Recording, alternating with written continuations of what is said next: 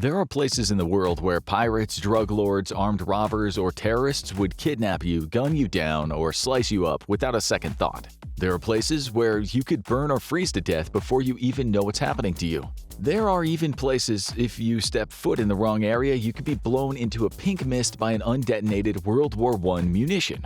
And as your personal anti-travel agents, we're here to tell you about all those and more. Make sure you watch all the way through to ensure your next family vacation doesn't become another horrifying data point in Worst Places in the World to Travel to Part 3. So let's put on our body armor, radiation suits, and gas masks, and take flight on a crash course through the world's most dangerous places. Let's start with something a little familiar: Mount Everest in Nepal. It's one of the most recognized natural landmarks on Earth, as well as the world's tallest mountain at 8,848 meters, or around 29,000 feet. Some eager mountaineers have paid over $50,000 for guided climbs to the mountain's highest peak. And if you decide to pay that hefty sum, you're likely to see some of the multicolored frozen corpses of the over 330 people who died on the mountain in recorded history. Why are all these corpses left up there, you might ask? The trip is dangerous as it is, so in most cases, it simply isn't worth risking another fatality to retrieve the bodies. And we're sorry to tell you that this is actually getting worse. In 2023 alone, it's believed that 17 people have died on the mountain due to increasingly severe weather conditions thanks to our old pal climate change. We personally would not advise you to try your own climb on the iconic mountain, because you just might become a part of it.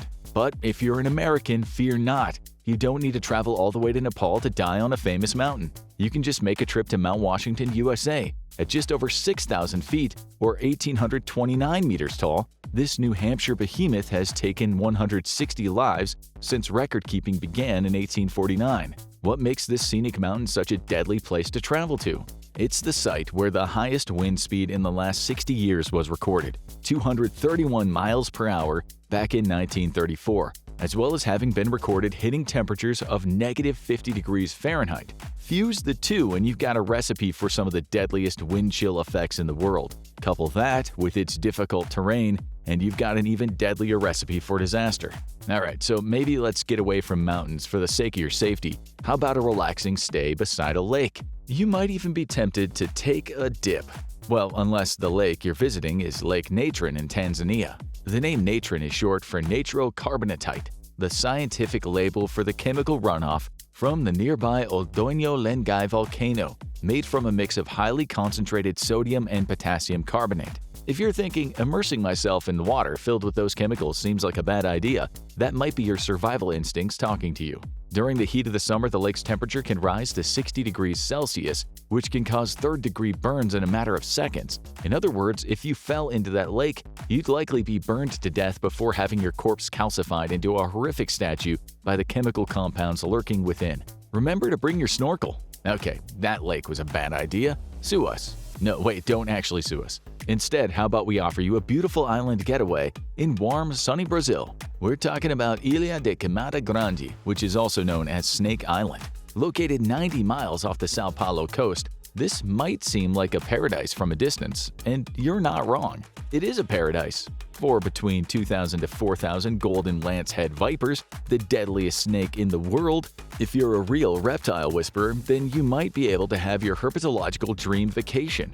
If, like the rest of us, you're a mere mortal terrified of the idea of being cornered and bitten by thousands of highly venomous snakes, you might want to give this one a miss. Sorry, they can't all be winners, okay? Maybe for you, your ideal vacation isn't about relaxation, it's about excitement. Maybe you're a gearhead who loves to tear up the road in luxury cars. Or perhaps you're an adrenaline junkie with a proclivity for mountain biking or BMX riding. Maybe the perfect trip for you would be the infamous North Yungas Road in Bolivia, also known by the nickname, as frightening as it is obvious, Death Road.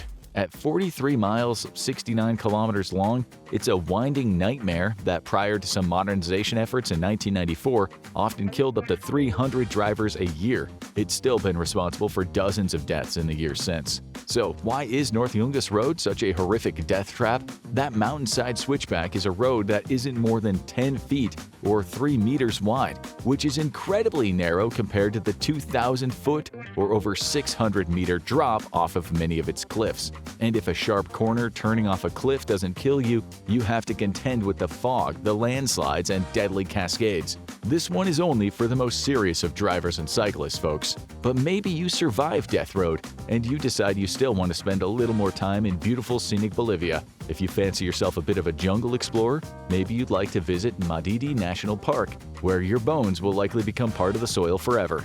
That's because in addition to its stunning biodiversity, Madidi National Park is a treacherous and indifferent mistress. From fire ants to bloodthirsty jaguars, there are plenty of animals who will give you a hard time. But the rugged terrain and harsh exposure to the elements are equally likely to put you into an incredibly humid grave. Still, it's worth it for some of those breathtaking views, right? Maybe you're sick of mountains and lakes. Maybe you'd rather relax on the beach, far away from civilization, somewhere memorable and remote. This is where the infamous Skeleton Coast in Namibia comes in. On the bright side, we can definitely say that you've never relaxed on a beach like this. On the other hand, there are some pretty horrible reasons why that's the case. The beach itself is littered with animal bones and wrecked ships. There are 11 different types of sharks in the surrounding waters, and the coast is often visited by lions, hyenas, cheetahs, and more, all looking for a fishy or a touristy snack. They don't call it Skeleton Coast for nothing, folks. Perhaps if you're an American vacationer with a complete disregard for your own safety, you want to travel somewhere a little more local, somewhere you could even get to by car. If you happen to live in El Paso, Texas, you're not far from the next ominous locale on our list, Ciudad Juarez, Mexico. Now, we want to make it clear that Mexico is a beautiful country with gorgeous beaches and a rich and interesting history. But like all countries, it's got its problems, and no place better represents that than Ciudad Juarez. For the last several decades, Juarez has been the site of a bloody cartel war between the brutal Juarez cartel and the equally infamous Sinaloa cartel, where the officials are allegedly corrupted by the billions in narco dollars flowing through the area. Back in 2010, it experienced 3,100 murders, the highest of anywhere in the world. Unless all that sounds like jolly good fun for you, and if it does, we'd like to say thank you, El Chapo, for supporting the channel, you'd be better off staying home than taking this particular trip down south. Maybe you're after something a little more chic, a little more continental. How about France, specifically Zone Rouge? While this may sound like a really hip Paris nightclub, it's actually the area surrounding the Meuse River in northeastern France, which just over a century ago played host to the brutal and bloody Battle of Verdun during World War I. It happened so long ago that literally everyone involved in the war is now dead. But the French authorities still strongly recommend you stay out of the area because this 42,000-acre territory is packed with potentially millions of dangerous unexploded ordnance from that battle, many of them still capable of turning you into tourist confetti.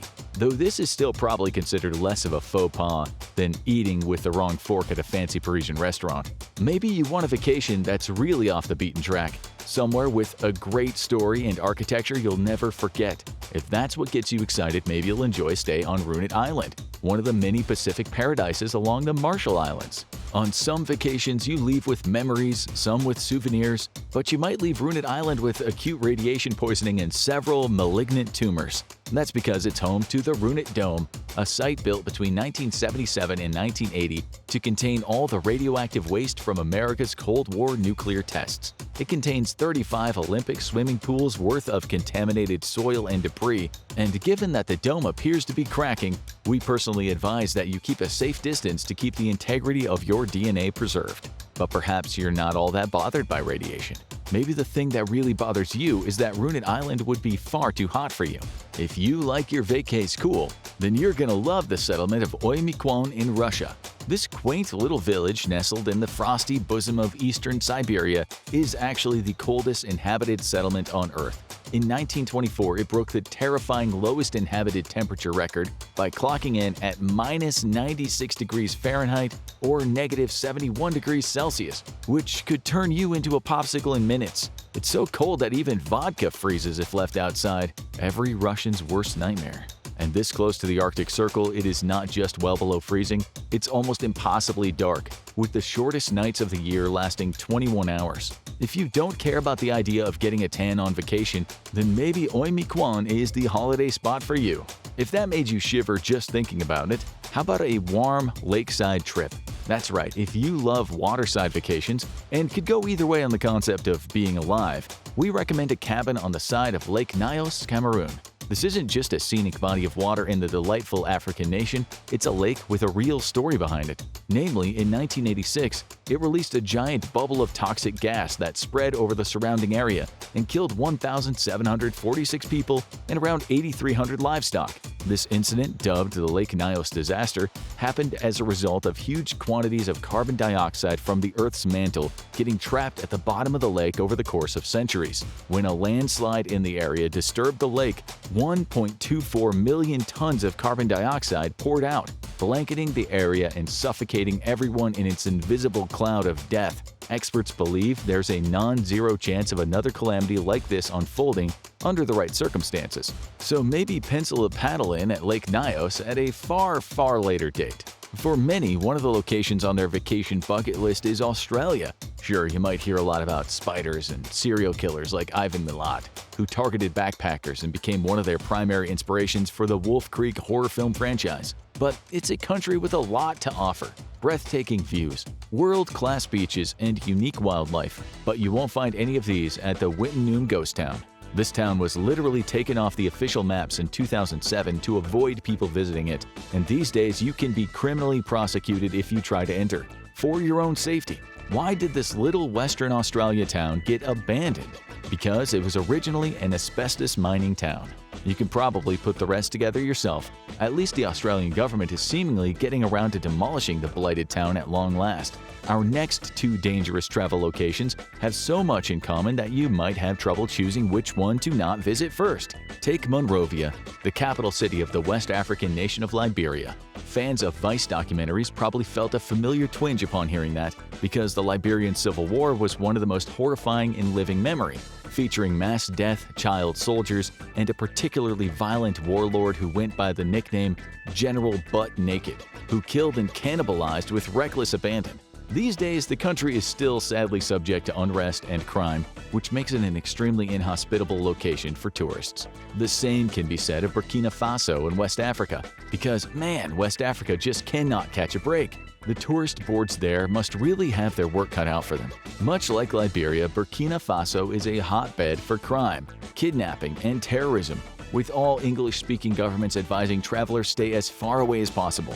But if you do decide to throw caution to the wind and visit Burkina Faso, just make sure your family is wealthy so they can pay for your ransom, or at least give you a really nice funeral. Of course, no list of dangerous tourist traps would be complete without a little trip to the Sunshine State, Florida, y'all. Specifically, New Smyrna Beach, which has been ranked as the deadliest beach in the USA by the travel organization Travel Lens. That's an achievement to be proud of. This beach has played host to 32 recorded shark attacks, twice as many as the second most shark attack-prone beach. And because this is Florida, if the sharks don't get you, the weather will, because Florida easily takes the prize for the most hurricanes of anywhere in the United States, too. Surf's up, bros. This will be a spring break to remember. Maybe you want to take a romantic vacation, somewhere that just has love in the air. Sadly, we don't have anywhere like that, but we do have a place that has extremely high quantities of certain other things in the air. And that brings us to La Oroya, Peru, a town considered by some to be the most polluted place on Earth, because of its involvement in mining, as well as smelting and refining of copper, zinc, silver, and lead ores. It's left the local air quality in a pretty horrific state. Studies have found that 99% of children in the area have unacceptable levels of lead in their blood. So if you're looking for a nice place to stay in Peru, we advise that you leave La Oroya off your itinerary. We hope we haven't given you any ideas of where to spend your next vacation, but if you do find yourself frozen to death deep in Russia, run off the road in Bolivia, or kidnapped by Liberian warlords, you can't say we didn't warn you. There are places in this world that you will probably never see. Sometimes that's a good thing, as they might be controlled by insane dictators who will detain you just for straying from your tour group. Other places are so remote that you practically have to swim across an entire ocean to get there. One island is so hard to reach that the native people who live on it may be one of the last uncontacted cultures in the entire world. Unfortunately, if you try to visit their island, it's very unlikely that you will make it off alive. Just as a disclaimer, the passport you hold determines the degree of difficulty to which you'll face when traveling to different parts of the world. For example, people with a Japanese or Singaporean passport tend to have a much easier time securing visas than most other countries. If you're a United States passport holder, you might have a more difficult time entering some countries like North Korea, Iran, and Turkmenistan than someone with a Chinese or Russian passport. Sometimes you need to be invited to certain countries, and other times your own government might not let you travel to a certain region. Traveling to Russia for a vacation from the US or any European country right now is all but impossible due to the current conflict. Flights into Russia from around the world have all but come to a stop because of the war. Surprisingly, Russia is not the most challenging place to travel to, even in the current political climate. But what could be more difficult than entering a country that's waging war and being boycotted by nations around the world? Let's find out. Turkmenistan was formerly a part of the Soviet Union, yet if you try to travel there today, it might seem that Turkmenistan government missed the memo that the Soviet Union collapsed in 1991. The hardest part about traveling to this country is that you require an official government invite. You can't just decide you'll travel to Turkmenistan on a whim. If you get off a plane without an official invite, you'll be immediately sent home or worse, detained for questioning. On top of the craziness that's required to secure an official invitation to visit the country, once you're there, you need to be accompanied by a state-approved tour guide. The marble architecture of Ashgabat, the capital of Turkmenistan, is supposed to be stunning. But even if you manage to get into the country, it's unlikely you'll see anything that the government doesn't want you to. This makes traveling around Turkmenistan extremely difficult. You get an eerie feeling that you're always being watched, which is probably because you are. Although the Soviet Union may have collapsed, the Turkmenistan government still follows its footsteps by ruling with an iron fist. This next country is difficult to travel to, but for all the right reasons. Bhutan is landlocked between China and India. The country itself lies in the Himalayan mountains, and the only way travelers can enter is by taking a terrifying flight through the mountains. In order to land, the pilot has to quickly drop in altitude as there's not much room to work with. The airport is over 7,000 feet above sea level, which is nothing compared to the 16,000-foot peaks that surround it. All pilots who fly the route are specially trained for the flight into Bhutan, as it's unlike anywhere else in the entire world. Only a handful of people successfully pass the test and are allowed to fly passengers into the country. But it's not the dangerous flight that makes Bhutan so difficult to travel to. It's the strict regulations the government places on tourism to protect the country's pristine environment. You must purchase a prepaid tour package that the government has approved to visit the country. The bad news is these tours are not cheap, and the Bhutan government does not care. Their stance is that they would rather have less tourism coming in and keep the environment protected than allow more people to visit just to make more profit. There's also a fee of around $200 a day to be in the country. This money is used to help pay for restorations and environmental protections. If the difficulty of getting into the nation of Bhutan isn't enough of a challenge, there's a place within the country that might be one of the hardest places to get into in the entire world. The Tiger's Nest, also known as Paro Taksang, is a Buddhist temple located 10,000 feet above sea level. The only way to get into the temple is by hiking up a treacherous mountain path and carefully shimmying your way along the rock walls as you look over the edge at the sheer drop of thousands of feet. You must then cross a rickety bridge over a sacred pool. Once on the other side, more dangerous hiking awaits before you reach stone steps carved into the mountain that ascend all the way to the temple. Traveling to the Tiger's Nest is not for the faint of heart, and anyone who attempts it needs to be in extremely good shape and proceed with caution. Although Bhutan might be an island in the mountains, there are actual islands so remote that traveling to them is next to impossible. Tristan da Cunha is the most remote inhabited island in the Atlantic Ocean. It sits 1,750 miles west of South Africa and 2,000 miles east of South America. The government does not actively impede people from coming to Tristan da Cunha, but there just aren't a lot of travel options to get there. In fact, the country's official website seems to want to deter people from visiting, as they state, there are no package tours for independent travelers, no hotels, no airport, no holiday reps, no nightclubs, no restaurants, no jet skis, nor safe sea swimming. And for an island where there's nothing to do, traveling there can be incredibly expensive and time-consuming. There are no airports, so the only way to reach Tristan da Cunha is by ship. Unfortunately, there are only around 10 sailings to the island every year. If you're trying to travel to this remote part of the world, you also need to receive clearance from the Island Council, which can take 40 days or longer.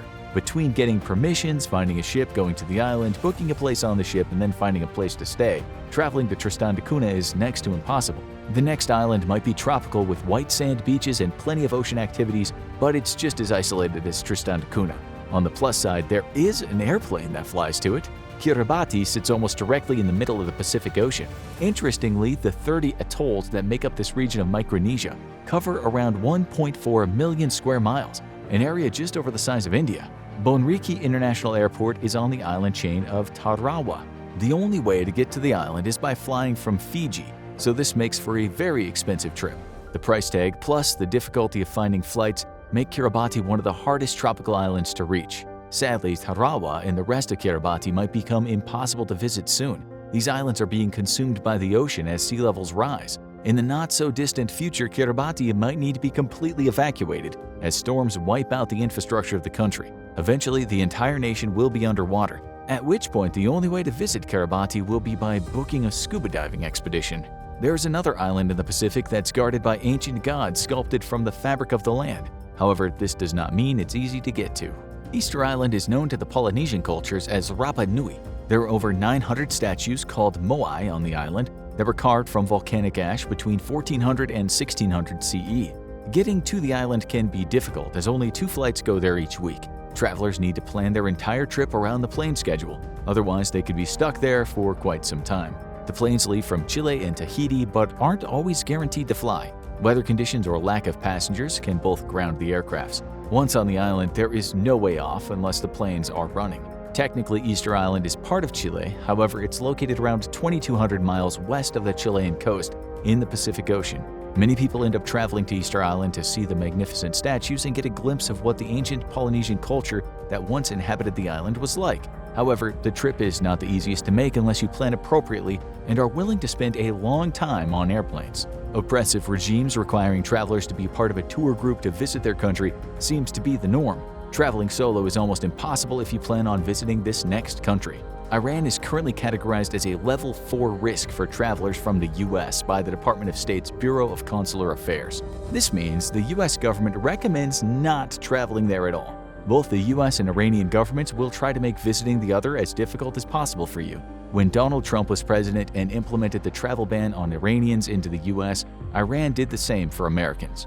Iran is still rated as level 4 risk because of the likelihood of being kidnapped for ransom or arbitrary arrest and detention. And this doesn't just go for the United States. Many European countries and other nations have also implemented the same type of travel advisories. Therefore, if you're trying to plan a trip to Iran, you will still need to secure special permission and join an Iranian-sponsored tour group. That is, unless you have business with the oil companies there, then exceptions can be made. This next nation on our list probably won't surprise you too much, as it's known as the Hermit Kingdom. North Korea is not the most welcoming country for many. In fact, citizens of some nations like South Korea or the United States are not allowed to visit except for some special circumstances. Like, for example, if you're the former NBA star Dennis Rodman and have become best friends with the supreme leader. The government controls everything in the country, including what is seen and not seen by visitors. If you somehow manage to secure passage into the country, you will not be allowed to explore on your own. All tourists must be accompanied by a guide provided by the North Korean government. You're not allowed to wander off, and you most certainly are not allowed to talk to anyone other than the people on the tour. The only flights into North Korea are from Beijing, so travelers must first secure a flight to China. Once there, you must secure a visa from the North Korean embassy before getting on a flight into the country. The embassy will have to conduct a thorough background check before granting your visa, which could take weeks or even months. And even if you secure all the necessary documentation, there is no guarantee you'll be allowed on the flight to North Korea. Things can change at a moment's notice. Getting into North Korea is incredibly difficult, but the scariest part is that getting out can be even harder. If a traveler is detained for any reason, it's highly unlikely they will be released unless strenuous negotiations take place between North Korean government and their home country. These can last for years, which means a vacation could quickly turn into a North Korean prison sentence. So, it's probably best that it's difficult to enter the Hermit Kingdom. The only place that might be more dangerous than North Korea for tourists is this next location. North Sentinel Island sits off the coast of India in the Bay of Bengal. The only way to get to the island is by chartering a boat, but most captains will refuse your request. Even though North Sentinel Island is inhabited, there are no ferries or planes that go to the island, and the reason why will shock you. The island itself is surrounded by razor-sharp reefs that make approaching it difficult, but even more dangerous are the Sentinelese people living there. This might be one of the last uncontacted groups of people on the entire planet. They have had interactions with the outside world, but none of them were very pleasant. There are accounts of shipwrecked sailors in the past who were welcomed to the island but took advantage of the situation. They abused the island's resources and people, which led to the Sentinelese running them off the island. However, not everyone made it off alive, and this would not be the only time that the inhabitants of North Sentinel Island killed visitors. If you could get to the island, you would be threatened the moment you stepped on shore. In 2011, it's believed that somewhere between 80 and 150 people were living on North Sentinel Island. However, these estimates might be low, and some think there are around 500 inhabitants on the island. Either way, when an American evangelical missionary named John Allen Chau stepped foot on North Sentinel Island to try to convert their population to Christianity, he was met with hostility. Chau was driven off the island twice by the Sentinelese. He returned a third time and wasn't so lucky. It's believed that the Sentinelese people killed John Allen Chau as they did with the others who visited the island. North Sentinel Island is the only place in the world that is not only hard to get to, but the inhabitants will actively threaten and even kill you.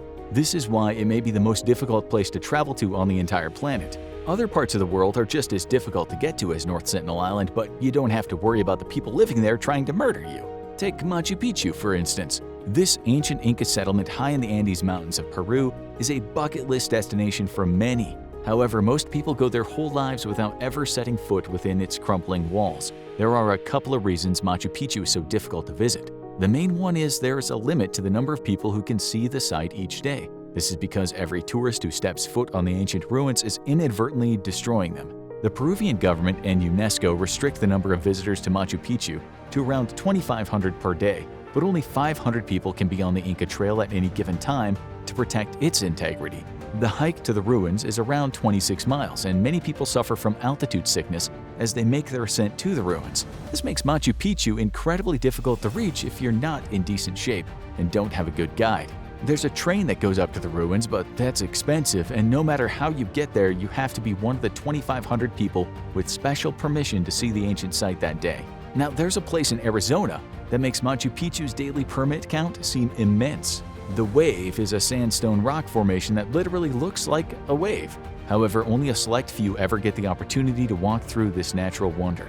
The Bureau of Land Management only gives out 20 permits a day. Getting to the Wave is a little difficult as the roads to the trailhead are not paved, and bad weather can quickly make them impassable.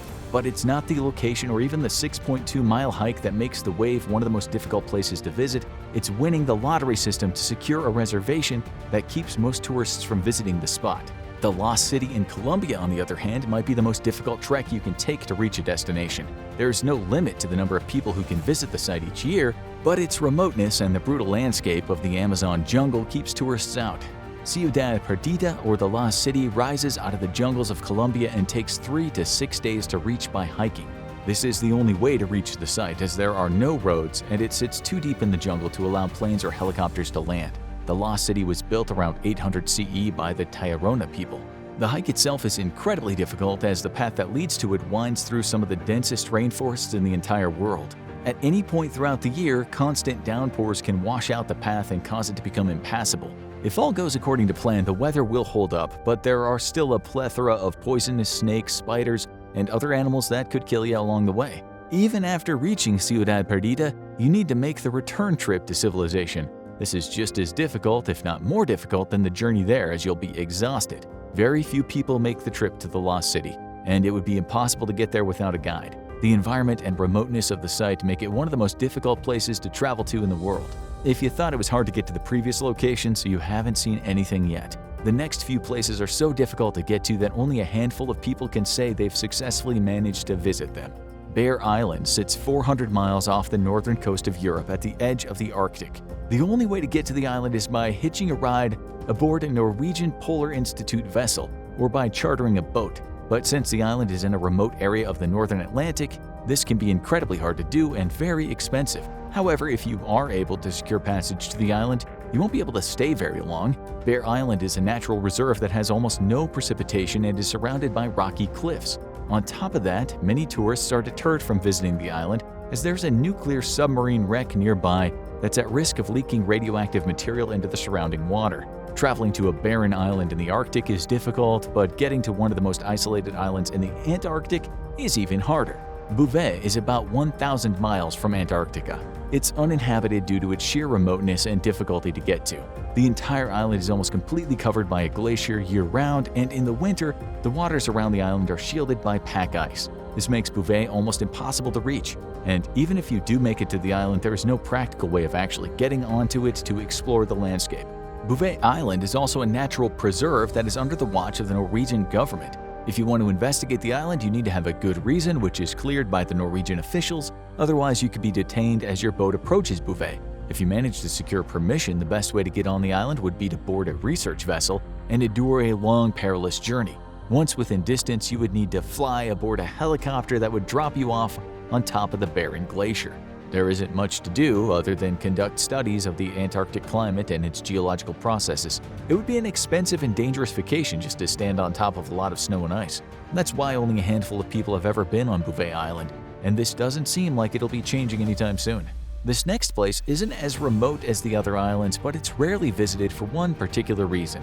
Moray Island is about 60 miles from the mainland of Scotland.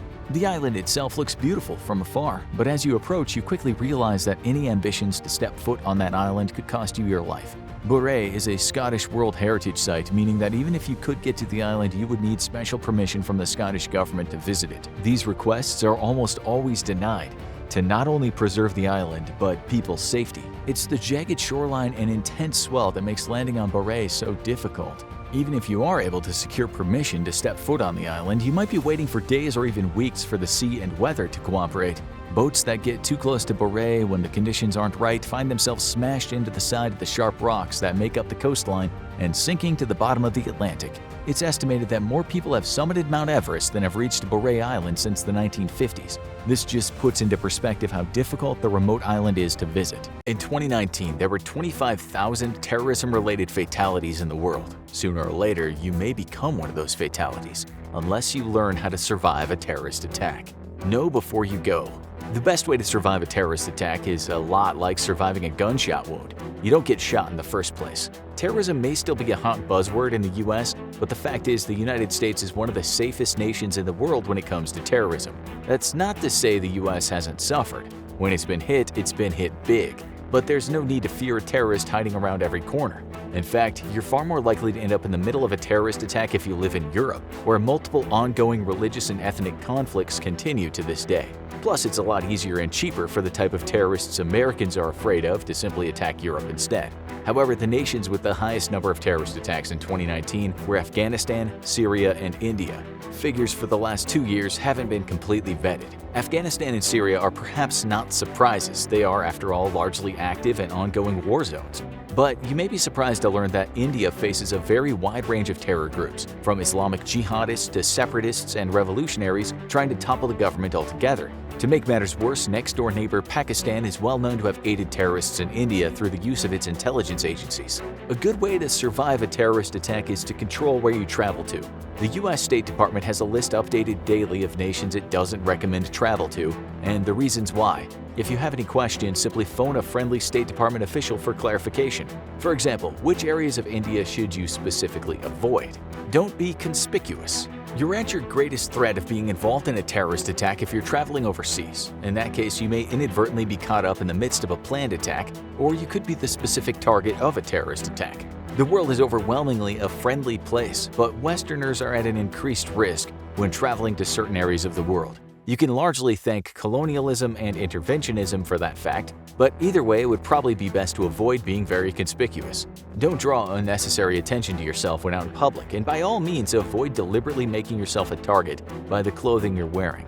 This one's looking at you, our fellow Americans. The American flag may be a popular fashion symbol here in the US, but best skip on the free advertising when traveling to more shady areas of the world. Many terrorist groups hate America for ideological and political grounds, and any opportunity to strike is golden, especially if it happens to be in your backyard wrapped in an Old Glory wife beater. Try to blend in with the locals when you travel, and always travel in a group.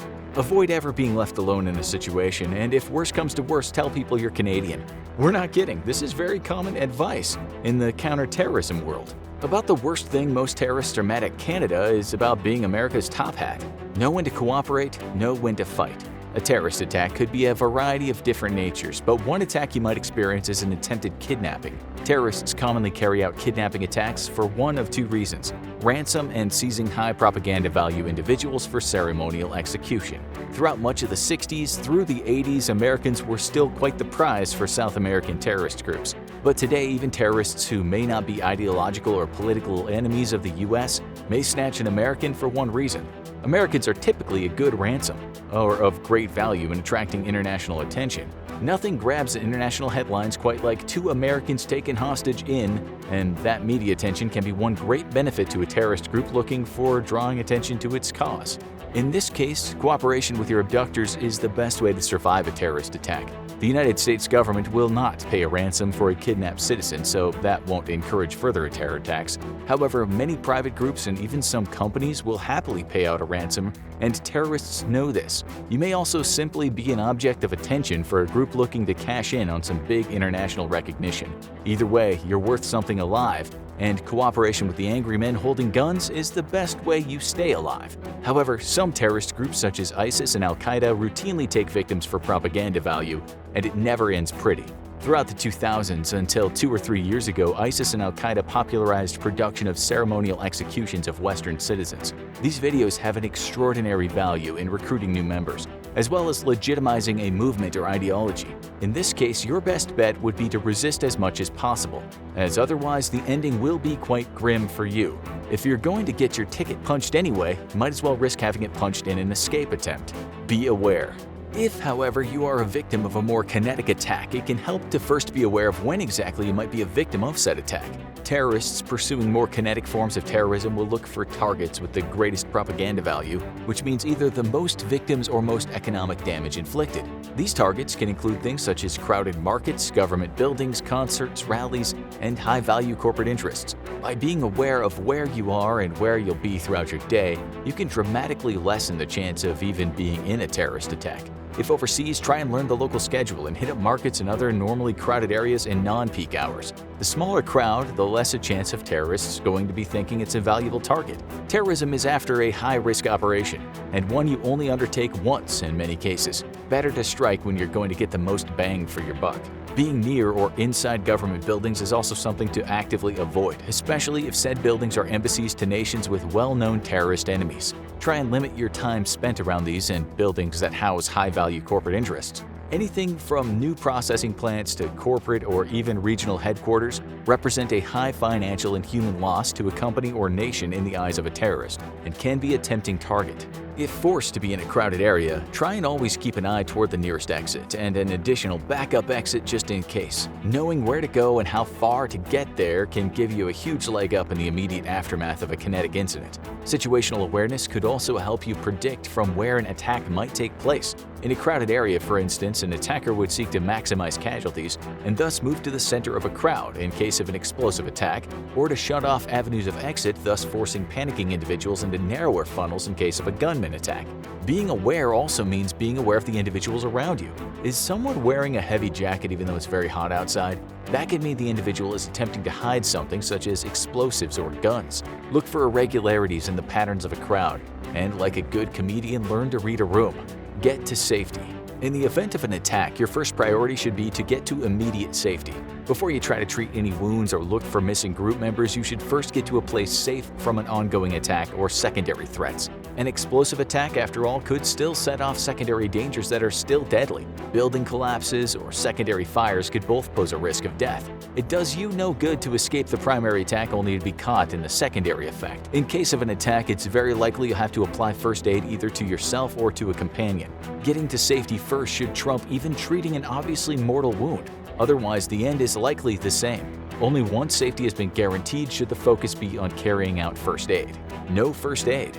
It's likely you won't survive a kinetic terrorist attack if you don't even know basic first aid. Puncture wounds should be treated immediately, with firm pressure to stop blood loss. The pressure should be constant and bandages should never be reapplied. Reapplying a bandage to a puncture wound will often mean ripping away blood clotting and reopening the wound to flow again.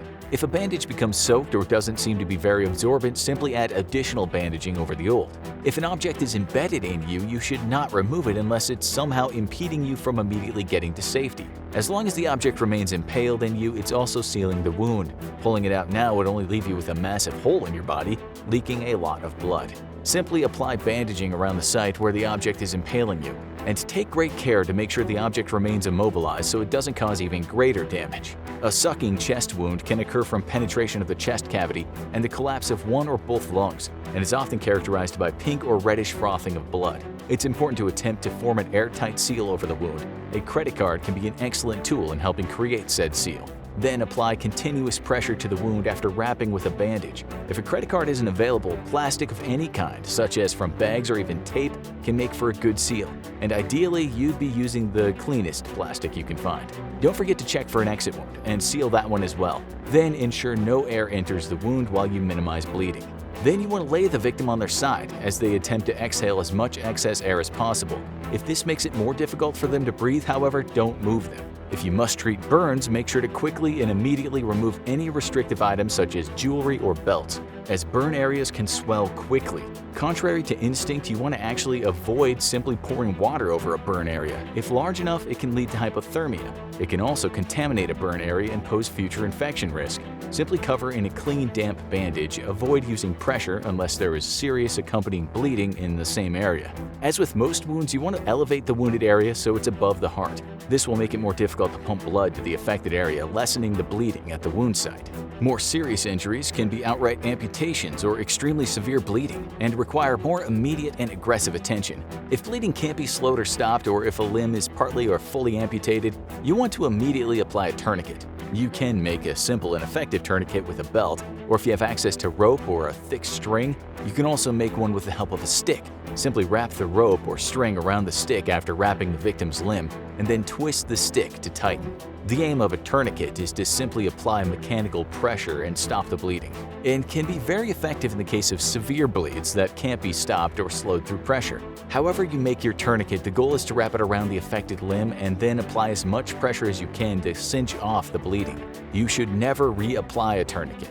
And if another is needed or the first doesn't seem very effective, simply add a second one over the first. Loosening and reapplying a tourniquet will open the wound up to immediate rebleeding. Tourniquets should, however, be a last-ditch effort. The proper application of a tourniquet could very likely mean the loss of the affected limb. Getting yourself some immediate first aid can very well mean the difference between life and death. Welcome to the Infographic Show Tourism Bureau. The world is opening up and we're excited to send you on a trip around the world. You say you're ready for a more daring vacation? We'll see about that. Get ready to explore the 13 places you're too scared to visit. Number 13. North Yungas Road. If you want to see the Amazon from a unique vantage point, head to Bolivia. But be ready to take your life into your own hands. The North Yungas Road is the best way to travel from La Paz to Puerto Rico, and it'll give you a stunning view, 15,000 feet above sea level. But you won't be traveling in style. This is a single-lane road, only 12 feet across, and there are no guardrails anywhere in sight. That high rain and fog can hit at any time, and you're only one wrong move away from a long way down. It's no surprise that this road gained the name the Death Road. At worst, the road used to see over 200 deaths annually. Making it more confusing, it was the only road in the country with left-hand traffic, although this was done to increase visibility. A long renovation process ended in 2006 and made the road safer, and now it's become a popular destination for adventurous mountain bikers. One thing hasn't changed though, the stunning and terrifying view, which attracts daring travelers to the South American country every year. It's enough to put you in a hospital for stress, but preferably not one, which is our next place you're too scared to visit. Number 12. Belitz Heilstatten Hospital.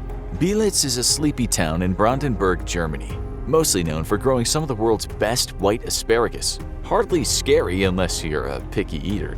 But in the Belitz Heilstatten district lies a monument to the town's dark history, a massive hospital that operated before World War I.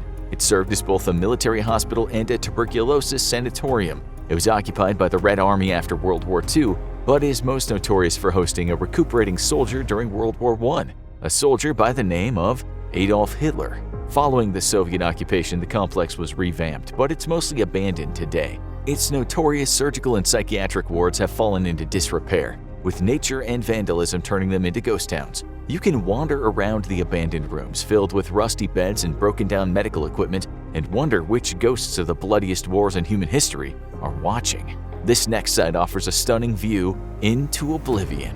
Number 11. The Great Blue Hole. Welcome to Belize, a beautiful Central American country with stunning blue waters and pristine beaches. And off the coast, you'll find Lighthouse Reef, a small atoll known as one of the best scuba diving sites in the world. That's because in the center you'll find a hole where the blue water seems to go down and down and down, possibly forever. No one who swims over it can see the bottom, and it doesn't descend naturally. Instead, it seems to suddenly drop off, as if it was a path leading straight to the center of the world. But how deep can it possibly be? Famous researcher Jacques Cousteau was fascinated with the site and famously made an expedition deep inside it. He took his ship, the Calypso, deep below the surface and found that it wasn't a purely steep drop. Rather, there were 4 stages before it reached the apparent bottom at around 125 feet. In 2018, submarines created a fuller picture of the bottom of the hole and found that it was much deeper, at least 300 feet, and nothing could survive down there. It's a popular tourist destination for those who enjoy swimming near the closest thing to the edge of the world. From water to fire. Come along to our next stop, but prepare for some heat. Number 10. The Door to Hell. No one's sure why a natural gas field in Darvaza, Turkmenistan turned into a massive fire pit. Records from the Soviet era are spotty, but some reports indicate that after a massive collapse threatened to release deadly methane gas, the Soviets deliberately set it on fire to neutralize it. Whatever the facts, one thing is certain: it's big. With a diameter of over 200 feet and a depth of almost 100 feet, it covers 1 whole acre, and it's been burning for decades. Despite its terrifying appearance, the area seems stable. It's a superficial gas pocket which has created a depression. The pit contains a mix of fire and boiling mud, and the area surrounding it is relatively safe because the powerful desert winds spread the gases around too quickly for them to be concentrated. Underneath, the gas reserve is one of the biggest in the world, but the gates of hell have their own appeal. The government of Turkmenistan has been trying to promote the site for camping and tourism, for those who dare to get close. Is that a little too intense? How about a nice trip to a theme park instead? Number 9. Ha Par Villa. A small roadside theme park located in Singapore, Ha Par Villa is different from the usual fare. You won't find any roller coasters here. Instead, it's best known for its huge collection of statues and dioramas, themed to local folklore and the principles of Confucianism. But that little park has a dark edge. From the start, its figures can be alarming for those not familiar with the lore. You won't be greeted by Mickey when you enter. Instead, you'll expect to see a large statue of a giant crab with a human head. And that's before you get to the dark stuff. The most famous attraction is the 10 Courts of Hell, a chilling selection of dioramas originally set within the body of a massive dragon. There, lucky tourists get to see depictions of the tortures of the evil that will endure within the hell of Chinese and Buddhist lore. Unfortunately, sinners are cut in half, dismembered, or impaled into a pile of knives, with each torture accompanied by a description of what the person in the statue did to deserve it. The perfect place to take a kid who's been acting up on vacation. The next site is one of the most unique, beautiful locations in the world, and one of the deadliest. Number 8. Kawah Ijen Volcano. In Java, Indonesia, daring tourists can bear witness to one of nature's greatest wonders, a large volcano that belches gas and lava. But not the kind you know. The molten liquid that pours from the volcano is a stunning shade of blue, and this creates stunning lights that can be seen at night. And for those there in the day, there's another strange wonder awaiting them. The lake surrounding the volcano has turned a bright shade of green. It's almost like visiting an alien landscape. But this beauty has a dark secret. The Ijen volcano gets unique properties from a massive amount of sulfuric gas. It becomes superheated and reaches temperatures of over 1,000 degrees Fahrenheit, exploding as it reaches open air. The liquid lava-like sulfur that pours down the volcano then seeps into the water, meaning the Green Lake is one of the most acidic locations in the world. This makes the entire area a beautiful and deadly place and one of the world's top locations for sulfur mining. It's not the only location where you'll see some unnatural colors, but you'll have to go much further for this next one. Number 7. Blood Falls. There's not much to see in Antarctica. Ice, penguins, and maybe an eldritch nightmare. If you head to Taylor Glacier in East Antarctica, you'll witness something deeply unsettling. The glacier seems to be bleeding, and the blood flow never stops, even as the rest of the glacier stays frozen solid. What is this eerie dark red liquid seeping from the white glacier, and what does it hint at what's lurking inside? The answer goes back millions of years. 5 million years ago, the formation of the glacier trapped a lake within, and the microbes within the lake were completely cut off from the rest of the world. The water became increasingly concentrated and loaded with salt and iron ore. This raised the water's freezing point, and when a fissure opened in the glacier, the blood came oozing out. It's a natural wonder with no real threat to anyone, And it may even give us some clues as to what Earth was like millions of years ago, but that doesn't make it any less unsettling. For this next visit, you'd better be ready to come up close and personal with nature. Number 6. Gomantong Caves. In a wildlife preserve in Malaysia lies a massive cave system. The caves are best known for being a site to harvest the unique bird nests made from saliva that are used in traditional soup, and only one of the 2 cave systems is open to general public. The larger cave, Simad Puti, requires specialized caving equipment to access, but this is the site of the more valuable nests, which causes many people to brave it. But they're about to meet some less than friendly residents. The caves are dominated by one of the largest bat populations in the world, a massive colony of over 200,000 individuals. This has led to a massive, thick layer of guano covering the caves. And if that isn't enough, the cave is also home to several million Malaysian hissing cockroaches, one of the largest cockroaches in the world. Scared yet? You don't know what else you'll encounter, including scorpions, snakes, and even poisonous centipedes that grow to 3 inches long. Is any soup worth this? We're heading back to Europe for our next stop so we can pay tribute to the dead. Number 5. Capuchin Catacombs. In the city of Palermo, the European tradition of catacombs, where the dead are laid to rest, lives on. But few catacombs provide the disturbing visuals this one does. Originally started by a monastery that had outgrown its cemetery, they dehydrated and preserved bodies. Their friars were often dressed in their traditional wear as they were put on display, and it became a place for relatives to visit and pay tribute to those laid to rest there. And it soon grew far beyond its original purpose. Between 1871 and 1920, countless prominent citizens of the city were laid to rest inside. While most are skeletons still dressed in their traditional clothing, other bodies were eerily preserved with a chemical formula and sealed away. A toddler girl buried in the catacombs 100 years ago still looks as if she was merely sleeping today. Today, anyone can walk among the over 9,000 dead and witness a piece of Palermo history, eerily still. Wait, did something move out of the corner of your eye? Probably not. This next spot doesn't look like much, but it means instant death. Number 4. The Bolton Strid. The River Wharf is a nice, relaxing place for a walk in Yorkshire, England. You pass by a nearly 1,000-year-old church along the way, but nearby, watch your step. You're near one of the deadliest bodies of water in the world. It's known as the Bolton Strid, and it has a morbid distinction. Every single person who has fallen into the water has drowned, with many of their bodies never being found. What makes this little creek so deadly? The Strid is near a wide river about 30 feet across. The water is slow and quiet, but as it hits the Bolton Strid, the water gets shoved into a thin 6-foot creek. The water becomes compressed, causing it to flow faster and become violent. Anyone who falls inside gets tossed around inside a deadly stream and bashed against craggy rock walls. If the drowning doesn't kill you, the blunt force trauma will. No one knows exactly how many lives the Bolton Strid has claimed, but the first documented death was in the 1100s, and the most recent only in 2010. This next location is desolate, but has plenty of residents. Number 3. Nagoro. A tiny Japanese village on the island of Shikoku, Nagoro used to be a thriving small town with around 300 inhabitants, but Japan's aging population meant many small villages shrunk, and at last count, Nagoro only had about 27 residents. But that doesn't mean the village is empty, because you'll walk around and see plenty of residents all around the town, but very few of them are human.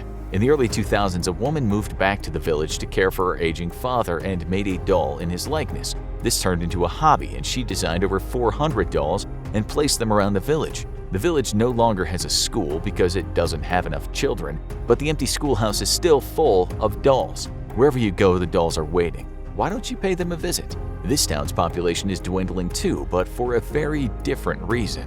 Number 2. Centralia.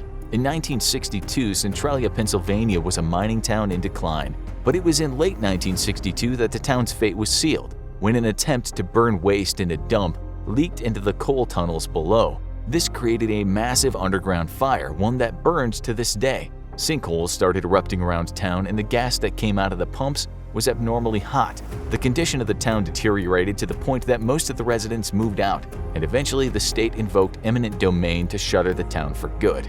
But is Centralia truly a ghost town? Not exactly.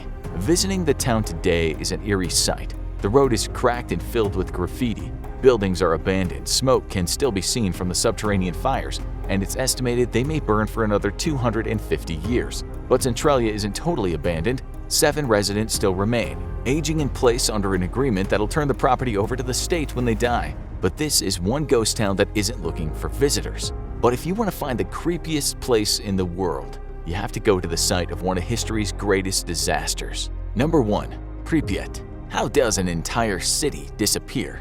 In Ukraine, Pripyat was a thriving city of almost 50,000 in 1986, but it was in the shadow of the Chernobyl nuclear plant. When the famous meltdown happened, the city had to be completely evacuated in only 2 days, and it remains abandoned to this day. The schools still have books in them. Photographs of decades ago can still be seen in their frames.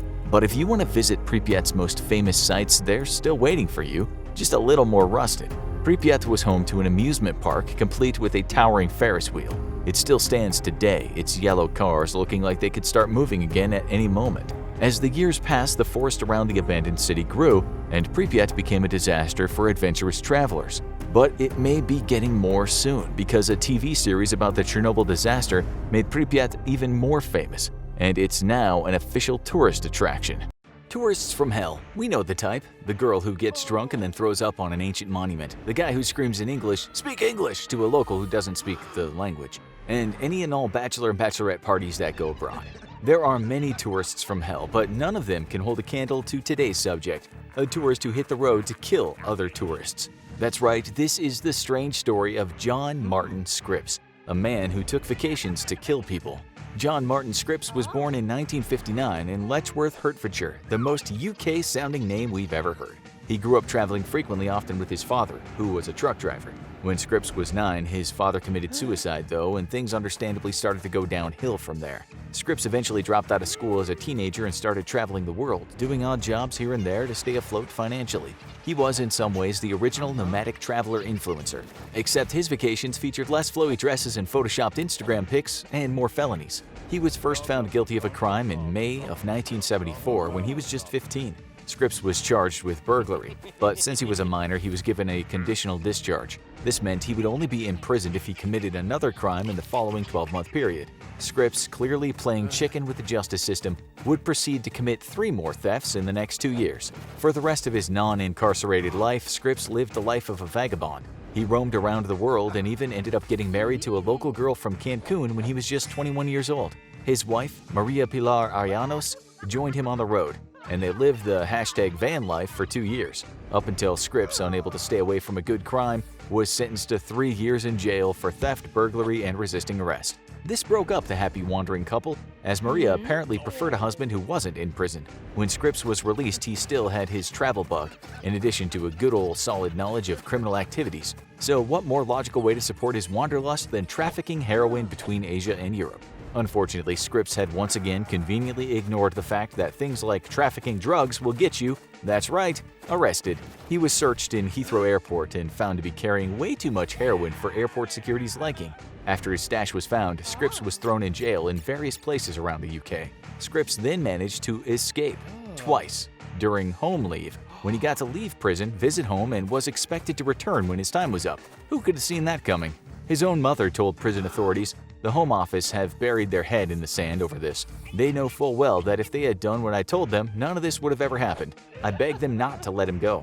Of course, she did give him £200 to help him escape abroad after his last prison break. She was, after all, still his mother. But when someone's own mother is begging the warden to keep her kid locked up, maybe that's a sign that they really shouldn't be allowed out on a prison field trip. Scripps' escape abroad under the fake name Simon James Davis would prove his mother right, and the entire UK prison system deeply flawed. No one knows what clicked in Scripps' mind to send him on a serial killing spree, but the training he received while locked up definitely didn't help. Of all possible duties and assignments they could have given Scripps, they made him a butcher. That's right, he was put to work under a former butcher-turned-prison inmate in the kitchen. The ex-butcher taught him how to dismember and remove the bones from animals, which would turn out to be knowledge Scripps unfortunately put to use in the real world. Scripps committed the first confirmed murder in his old drug-running stomping grounds, Singapore. On March 8, 1995, Scripps decided to hang around Singapore Changi Airport. He approached a solo male traveler by the name of Gerard Lowe, a chemical engineer who had just arrived from Johannesburg, South Africa on a business trip. As serial killer true crime series have taught us, but is rarely true in real life, Scripps must have been quite the charming murderer. We don't know how, as at this point we'd like to remind you that Scripps frequently walked around like this. After chatting with Lowe for a time, he somehow convinced the engineer to split a hotel room.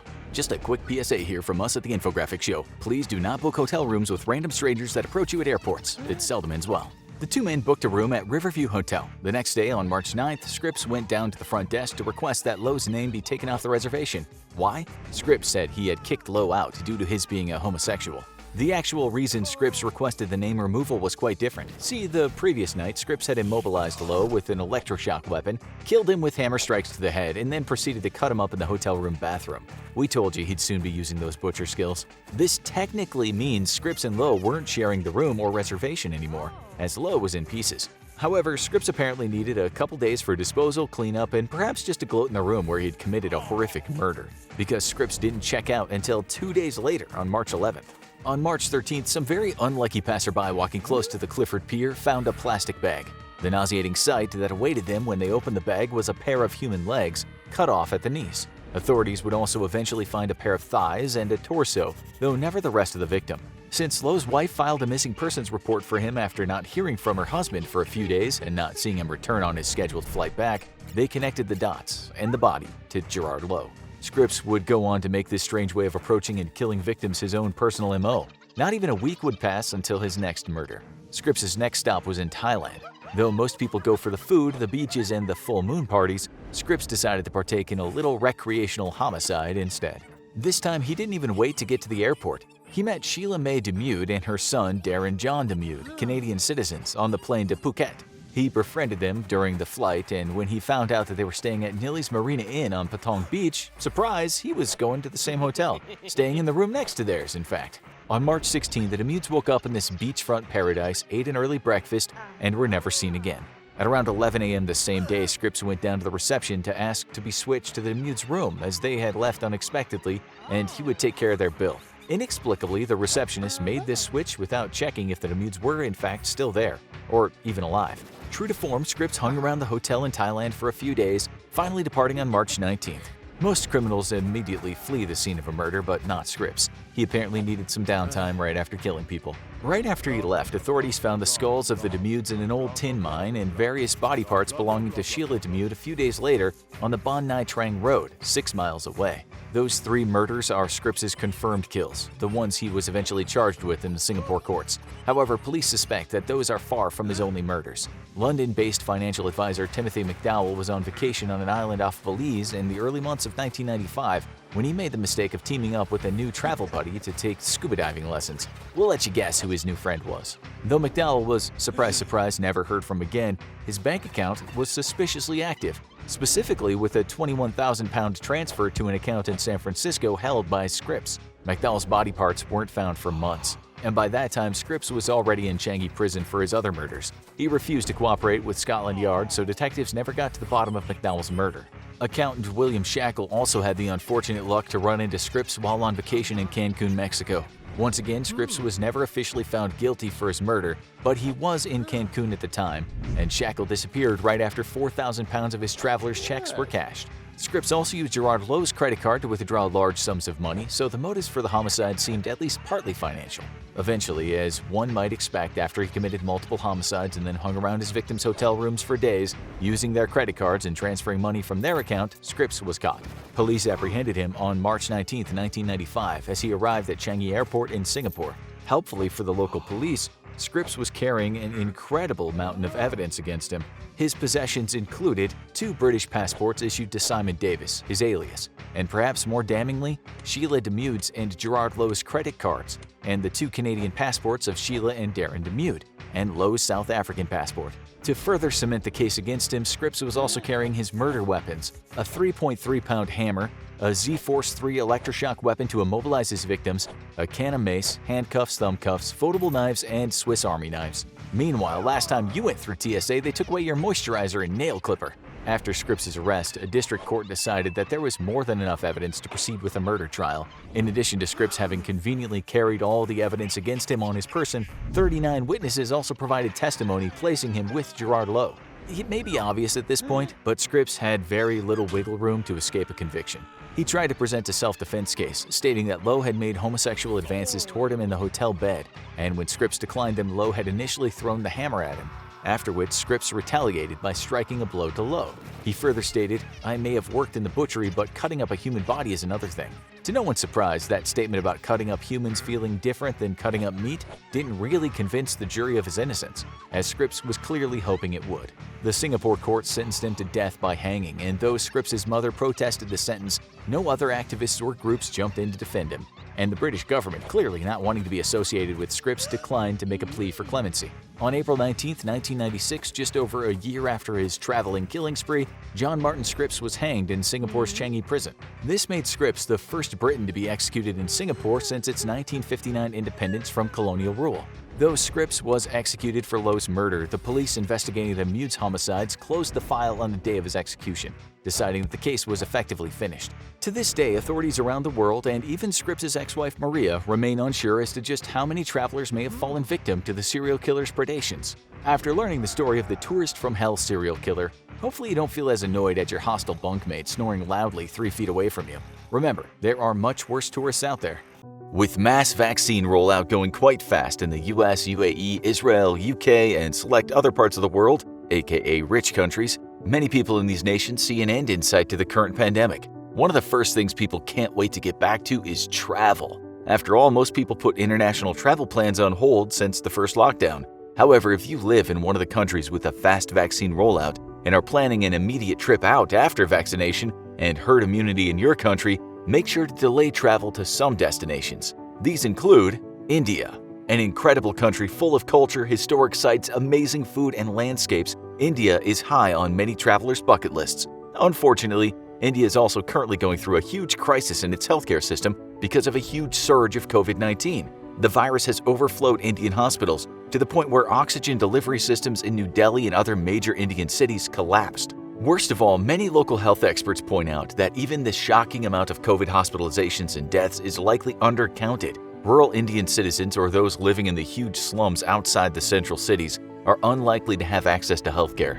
Therefore, there are probably many more people than are being reported getting infected, sick, and dying at home without ever making it onto any official count. Tourists visiting India now would create an unnecessary burden on a healthcare system in crisis. With oxygen supplies low throughout the urban areas, doctors and nurses are working overtime, and hospitals packed to the brim, India can't handle foreigners coming in, contracting the virus, and then also needing medical assistance. Furthermore, a double mutant variation of the virus was recently detected in India. Virologist Shahid Jamil warned that such a variant may be more resistant to vaccines. As he stated, double mutation in key areas of the virus's spike protein may increase these risks and allow the virus to escape the immune system. So, if you want to experience the beautiful sights and sounds of India, maybe just wait a little bit more. Brazil. Brazil, in the last few years, the country of stunning beaches, samba, and the most envied carnival in the world, has become synonymous with its aggressive and often ignorant leader, Jair Bolsonaro.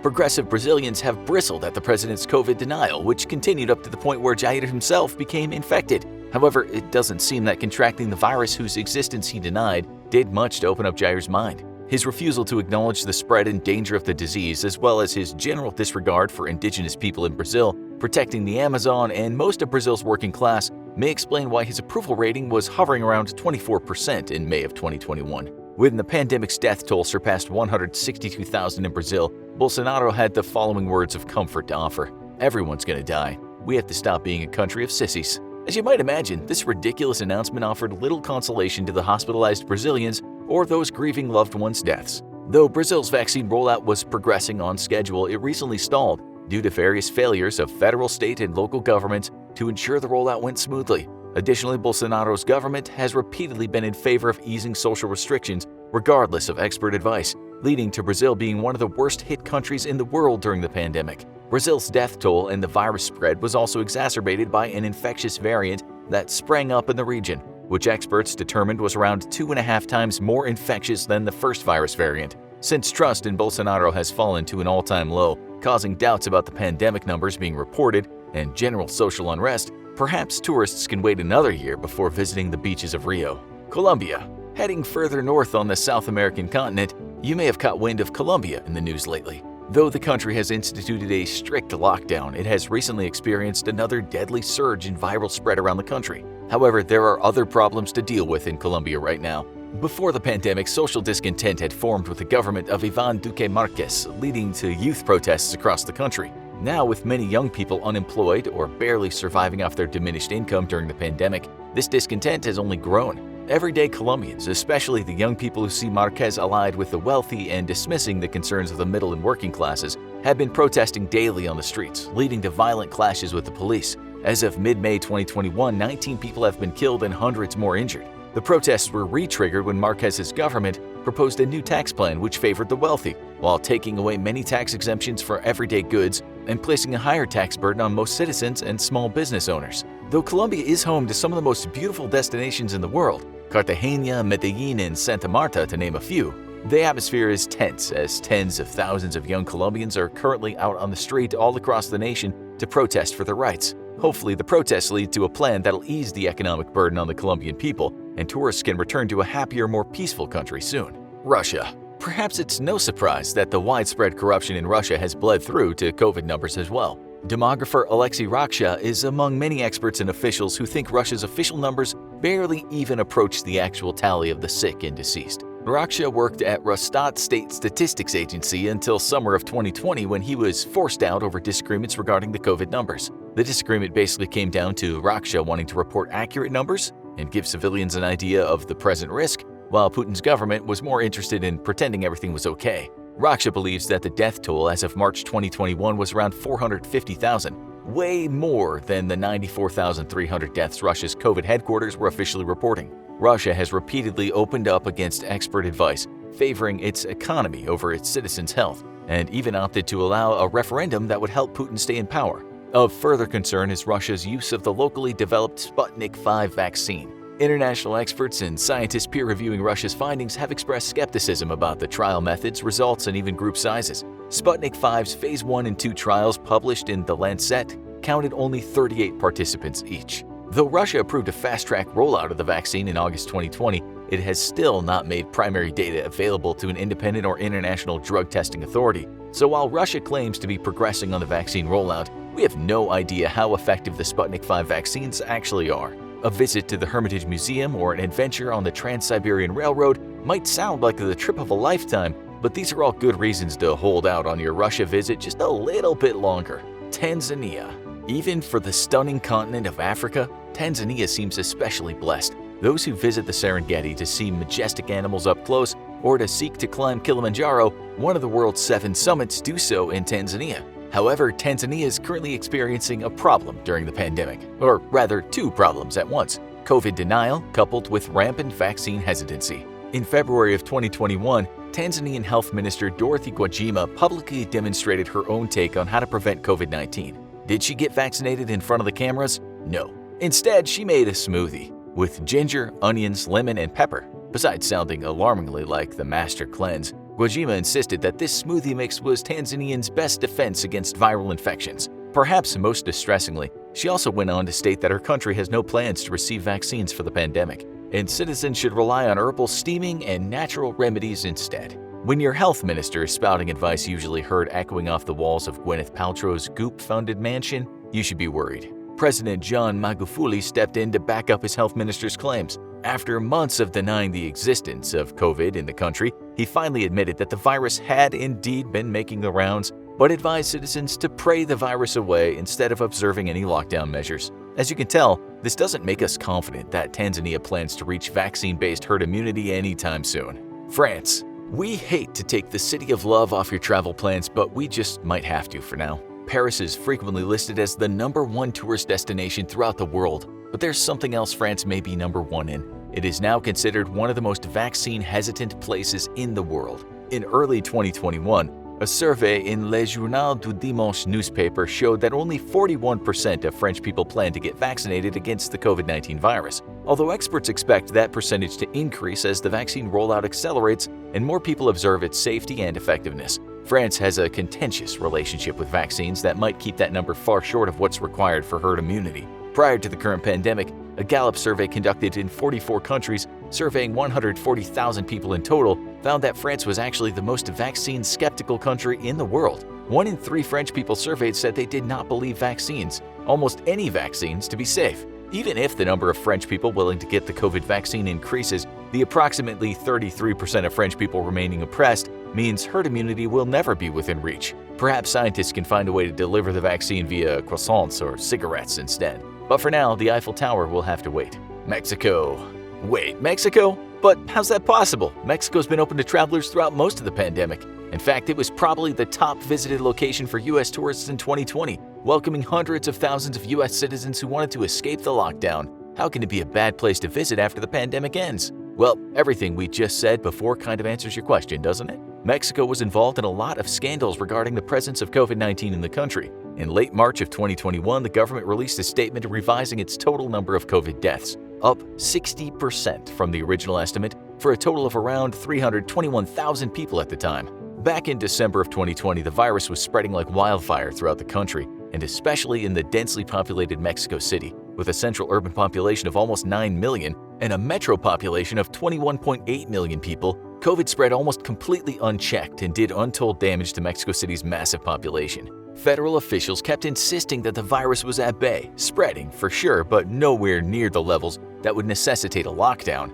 However, independent journalists, including reporters for the New York Times, found that Mexico City had far suppressed their own thresholds while shoppers, diners, and others were still clogging the streets. President Andrés Manuel López Obrador was accused of downplaying the pandemic, partly in order to keep tourism, especially tourism from the U.S., open. Tourism accounts for about 8.5% of Mexico's GDP, and the pressure to keep borders open and people employed in the sector was intense. During the height of the surge, President Obrador was found telling Mexicans to ignore stay-at-home orders and telling people that masks weren't essential. As the recent revision of the COVID numbers show, Obrador had also spent quite some time lying about the numbers. Contrary to his claims, Mexico has one of the highest recorded COVID-19 death tolls in the world. Like Brazil's Bolsonaro and Tanzania's Magufuli, Mexican President Obrador also set a bad example from the top.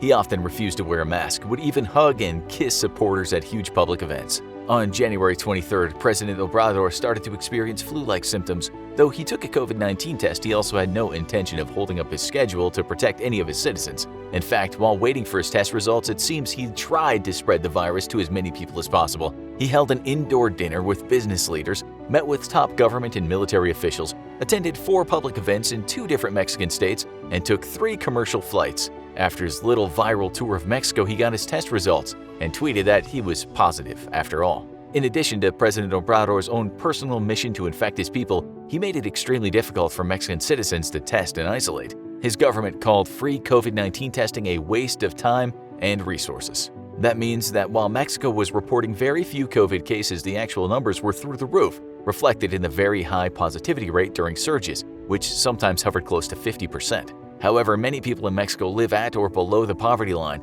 and could not afford COVID-19 testing or get access to healthcare. This means the numbers reported in Mexico even now are probably way below the real ones, and Obrador's government has every incentive to keep lying about the extent of the viral spread. At the end of the day, even though some countries have done a commendable job with the vaccine rollout, thanks partly to massive funds and resources, scientists and epidemiologists emphasize that we're only as safe as our neighbors in other countries throughout the world. And that's why it's important for those nations nearing herd immunity to help vaccinate other countries, for people around the world to be educated on the vaccine and the virus as much as possible, and perhaps most of all, for leaders around the world to set a good example for their people. American tourists are rude. German tourists like to hog seats. Chinese tourists only travel in packs. Visiting a foreign country or even a different region within your own country can be fraught with cringe-worthy moments. Tourists and locals often hold stereotypical beliefs about each other, which, while not the full truth, often hold an element of truth. While we can generalize about the behaviors of tourists from any country, today we're discussing some vagaries other countries and even other U.S. regions perceive in American tourists. Before you Americans watching get upset and bombard us with "not all Americans do X, Y, and Z" in the comments, please relax. This is not an official science. We're merely discussing some topics which have been frequently mentioned by locals of different nationalities when discussing American tourists. For you smug and smirking citizens from other countries, you also better chill. We might do a video on tourists from your country next. Sometimes before a tourist even opens their mouth and lets an American accent fly, locals have already pegged them as a visitor from the US.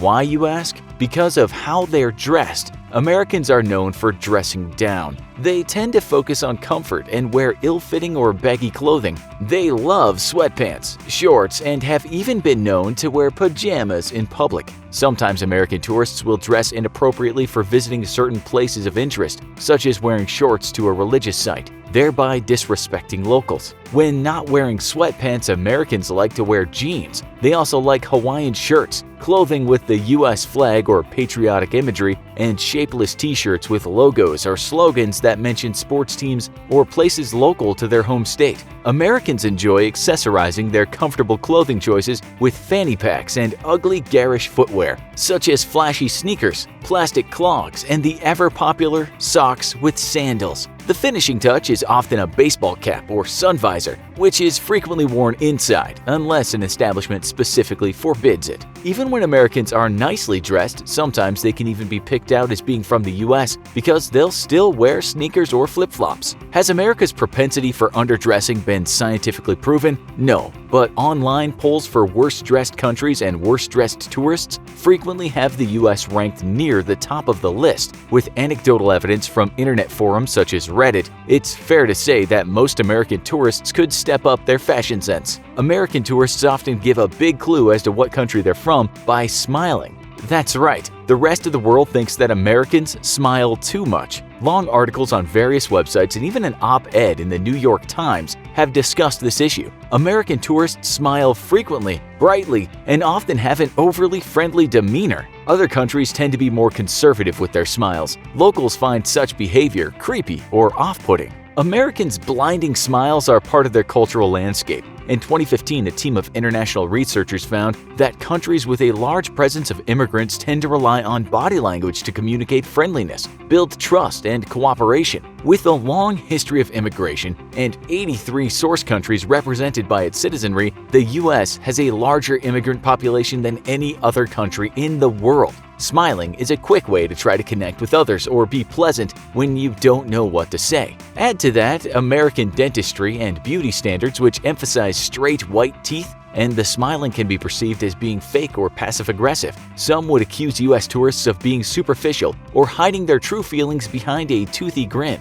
Some Americans take the overly friendly demeanor even further. They smile and try to connect with locals by adopting certain local mannerisms or slang to try to fit in. Locals also find this type of behavior odd and accuse Americans of trying too hard, or even cultural appropriation, depending on the American's action. The difference may lie in the culture of American friendships versus the friendship culture of the country they're visiting. Americans tend to be outgoing and easy to generally get to know. They love knowing lots of people and have casual relationships with many friends. When meeting someone new, Americans make small talk by asking about a person's career, as an easy way of gaining some insight into who that person is. While on the other hand, locals in many countries consider a person's career less vital to their identity and view questions about what they do for a living as boring, rude, trying to categorize them or put them into a box. In many countries, people are initially hard to get to know, but have longer-term, deep, intimate relationships with a few friends as opposed to quickly built superficial relationships with a large number of people. Americans, impatient to force a rapport or bonds by appropriating local culture, can be seen as insulting or embarrassing.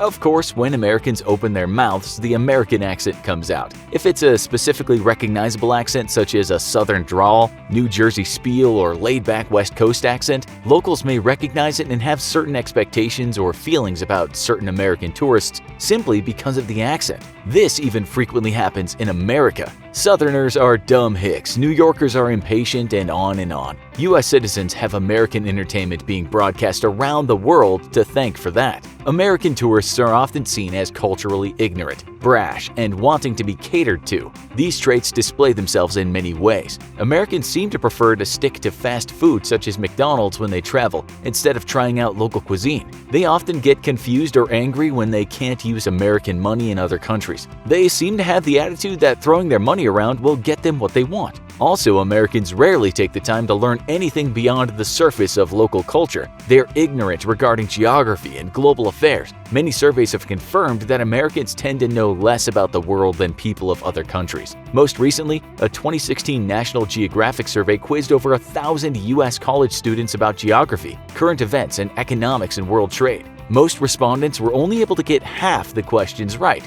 They scored about 55%. On the flip side, locals report Americans as being offended when they're only familiar with large cities in the US and don't know the small town in the Midwest the tourist is from. Along with the cultural ignorance is the attitude that Americans are somehow better and other countries and people exist solely for the entertainment of Americans on vacation. US tourists forget that they're guests in another country and should respect the customs and traditions of their host nation. Sometimes American tourists feel no compunction in taking a picture of people belonging to certain religions or cultures as some sort of vacation memento, often without asking said person first. American tourists are notorious for being monolingual. Along with their pushy, needing to be catered to attitude, vacationing Americans often assume that people automatically speak English. They're surprised, frustrated, and can even be offended when locals don't speak English. Puzzlingly, they've even been known to speak English louder and more slowly to try to get people to understand. Surveys have shown that about 20% of Americans speak more than one language as opposed to 56% of Europeans. In many other countries, students are required to learn another language before graduating high school.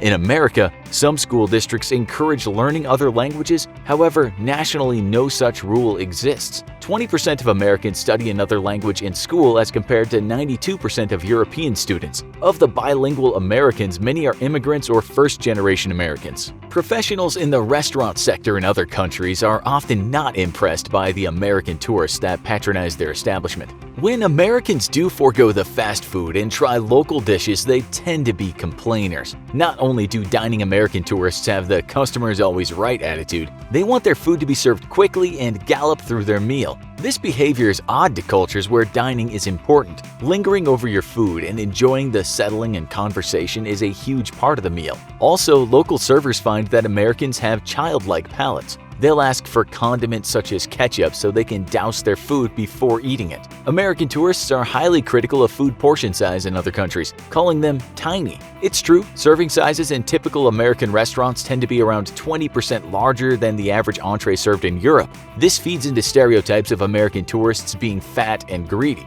The fat part is true. Some 2/3 of Americans are overweight. People in other countries assume that American tourists are wealthy. The US has a powerful global economic standing in regard to other countries. Many American TV shows feature stories about the upper-class Americans. Americans have big houses and multiple cars. Furthermore, they're on vacation in another country. The US has a tipping culture too, and so Americans expect to tip when they go overseas. Also, Americans sometimes get large sums of cash from foreign ATMs. To locals, this reinforces the idea that American tourists are rolling in the dough. In addition to being depicted as wealthy in the entertainment media, young Americans are also displayed as carefree party animals. When young Americans go overseas to countries with lower drinking ages, they frequently go overboard on enjoying the liquor, living up to the image depicted on TV. Of course, not all American tourists are slobby, fat, shallow, English-speaking only culturally ignorant, drunken party animals who toss money around. However, we can't ignore the grains of truth in these stereotypes. Thankfully, many people meeting American tourists visiting their countries realize that people are individuals rather than just a stereotype and treat them as such.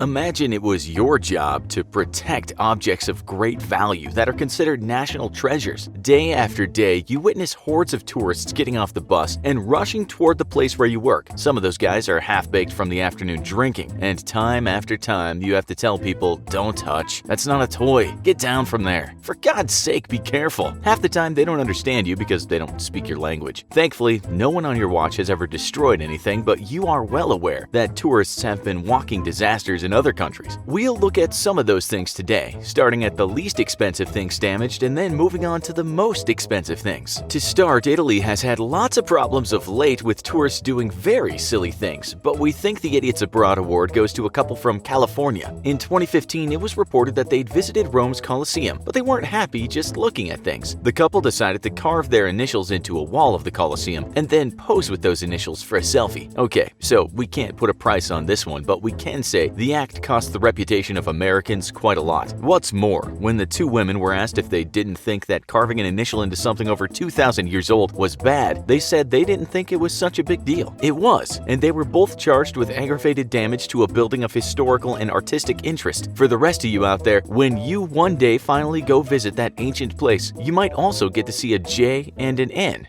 Possibly the oldest artifact damaged by a tourist was something inside the Luxor Temple that dates back 3,500 years. A 15-year-old Chinese kid had seen the ancient image of a man holding a spear and decided that he too wanted to go down in history. He scribbled on the image in large letters, "Ding Jinhao was here." That's the English translation. Another Chinese tourist saw this, but it was too late to stop the kid. He later wrote on a Chinese social network, "The saddest moment in Egypt. I'm so embarrassed that I want to hide myself. I said to the Egyptian tour guide, I'm really sorry." The parents of the boy issued a statement saying, "We want to apologize to the Egyptian people and to the people who have paid attention to this case across China. The kid was a national disgrace, and he became one person in a long line of Chinese people accused of behaving badly when abroad. It seems the damage could be undone, so again, it was not that costly." This next one was reported by Newsweek in 2019, and while we can't really put a price on the damage, we can say the act was pretty much as dumb as you can get. It involved a photo that turned up on Instagram which showed a couple standing in front of a sandstone formation in Illinois. The formation is over 400 million years old, and it was reported that the place was an important meeting site for Native Americans for around 8,000 years. In the photo, a couple have scribbled their initials on the formation, which is next to a love heart. We expect that this vandalism could be cleaned up for a minimal cost. NBC News wrote about this next one in 2013. An American tourist in Italy has generated shock and outrage by snapping the finger off a 600-year-old statue at a museum in Florence. The news reports that a 55-year-old American man had seen a statue of the Virgin Mary. This was made by 15th century sculptor Giovanni d'Ambrosio, and it's considered a priceless work of art. The man from Missouri had wanted to high-five Mary. The cost of fixing the finger was not published, but since it was just a finger, we doubt the cost was high. Let's just say it was likely a cheap fix. Before any Italians out there start criticizing Americans, we'll tell you that in 2014, an Italian was visiting a museum in Milan, and he took a selfie with a sculpture known as the Drunken Satyr. The sculpture ended up losing a limb. The good news is that this was only a copy of a well-known ancient Greek sculpture, but the bad news is that it was an expensive and remarkable copy that dates back to the 19th century. Christie's estimated the value of an object like this one to be just $7,000 to $10,000. Looking at the damage, we would think it could have been fixed, although it would have taken some time and expertise. Next, we have one way to get rid of a king. In 2016, a man was in Lisbon, Portugal, and he thought it'd be a good idea to climb onto a pedestal to get a photo with the statue of the former king, Dom Sebastião. He did just that, and the king came crashing down. It was smashed to pieces. The guy tried to escape, but he was apprehended. The media didn't state what fixing the statue would cost, but seeing that it was smashed to pieces, we can say it will never be the same again. This next one is another act of senseless violence, and this time committed by a man touring his own country. It happened in a cave in southwest China in 2017, and the act was caught on video. A young guy can be seen taking 3 kicks at a stalagmite. On the 3rd kick, the thing snaps. He then just walks away, so he wasn't even trying to steal it. There might not be a price you can put on this, but it appalled some people in China. They said that these things can take many thousands of years to get to that point, maybe even hundreds of thousands. Then some guy just decides to take his anger out on one. Some of the Chinese public said he needed to be arrested and banned from ever entering a national attraction again. From what we can see, he was never arrested. In this case, the stalagmite was appraised so that man could be charged and made to pay some compensation, but the media doesn't state what value they put on the object.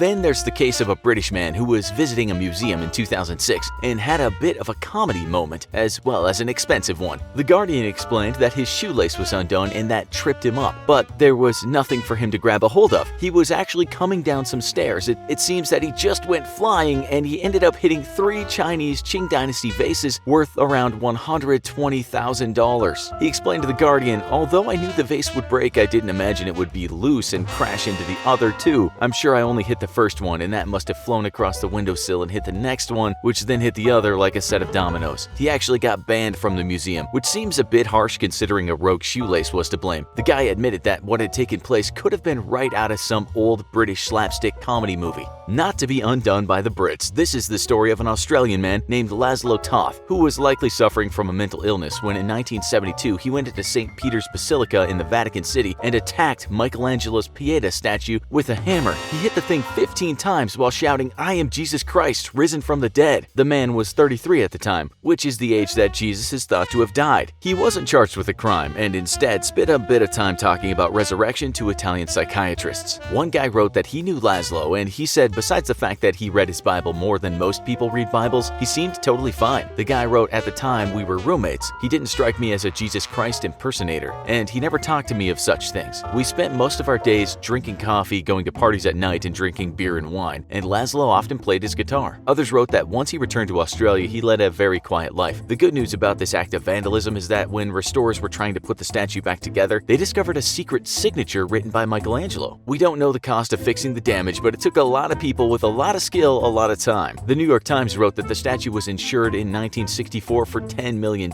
which in today's money is about $81 million. The New York Times wrote in 2017 that perhaps one woman could claim a place in the Selfie Hall of Infamy after destroying part of an art installation in Los Angeles. We've seen the video online, and this woman is trying to take a selfie at the side of a lot of columns. On each column lies a crown, which is part of the artwork. She leans back against one column, which is first in a long row of columns. You can guess what happens next. She knocks over that column, but then the rest of them all fall like dominoes. The British artist was contacted by the Times, and he said it was not staged like some people had said it was. "It looks so funny a person might think it was staged." He said crowns are fragile things. They are symbols of power. Perhaps it's ironic and meaningful that they fell. It's thought that the woman caused around $200,000 worth of damage. Then we found this headline from 2015. Selfie taker smashes priceless historic Italian statue of Hercules. Yep, priceless and destroyed by someone who was looking for likes on social media. We should note that when people say priceless, they mean a value shouldn't be out on the object because it means so much. You can look at a value put on similar objects by the auctioning house Christie's, and they might sell for as much as $250,000. We don't know where the tourist came from, but we read that the statue was considered one of the jewels of an Italian city called Cremona. The tourist climbed on top of it and it fell. The entire thing smashed to pieces. That statue had been around since 1700, but it was no match for a selfie taker. The BBC reported in 2014 that tourists had tied so many locks to the Pont des Arts in Paris that part of the bridge had collapsed. If you didn't know, tourists might do that in the name of romance, but over 1 million locks weighs a lot, and part of the bridge just came down. So this one was a combined effort by people from all over the world. We're not sure how much it cost to fix the broken part of the bridge, but we imagine it wasn't cheap. It cost over $600,000 to add some new additions to the bridge, so we might estimate that the damage overall to be above $1 million.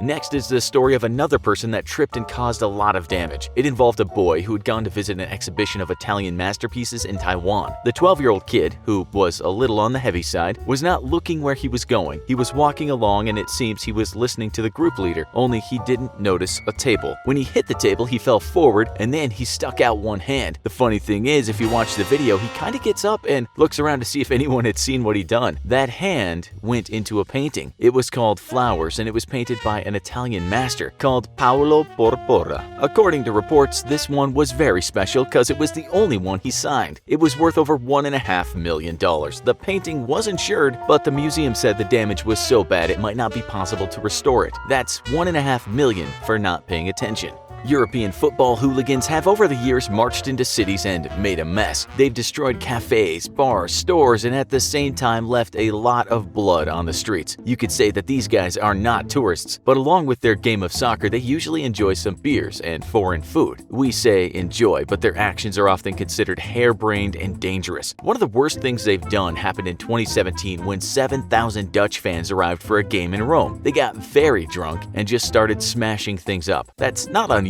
but this time they picked on one of the city's most famous fountains. This is the Fontana della Barcaccia, and it was built in 1627. They even urinated on the thing after they smashed parts of it. The fountain needed a lot of restoration after that, and the cost of all this was over $3 million. 23 Dutch fans were arrested. The game ended 1-1. And finally, in 2012, one man did something which shocked not just the art world, but the world in general. He punched a hole right through a painting considered a masterpiece. The man's name was Andrew Shannon, and the painting he decided to take a swipe at was Claude Monet's Argenteuil Basin with a single sailboat. This painting had a value of around $10 million.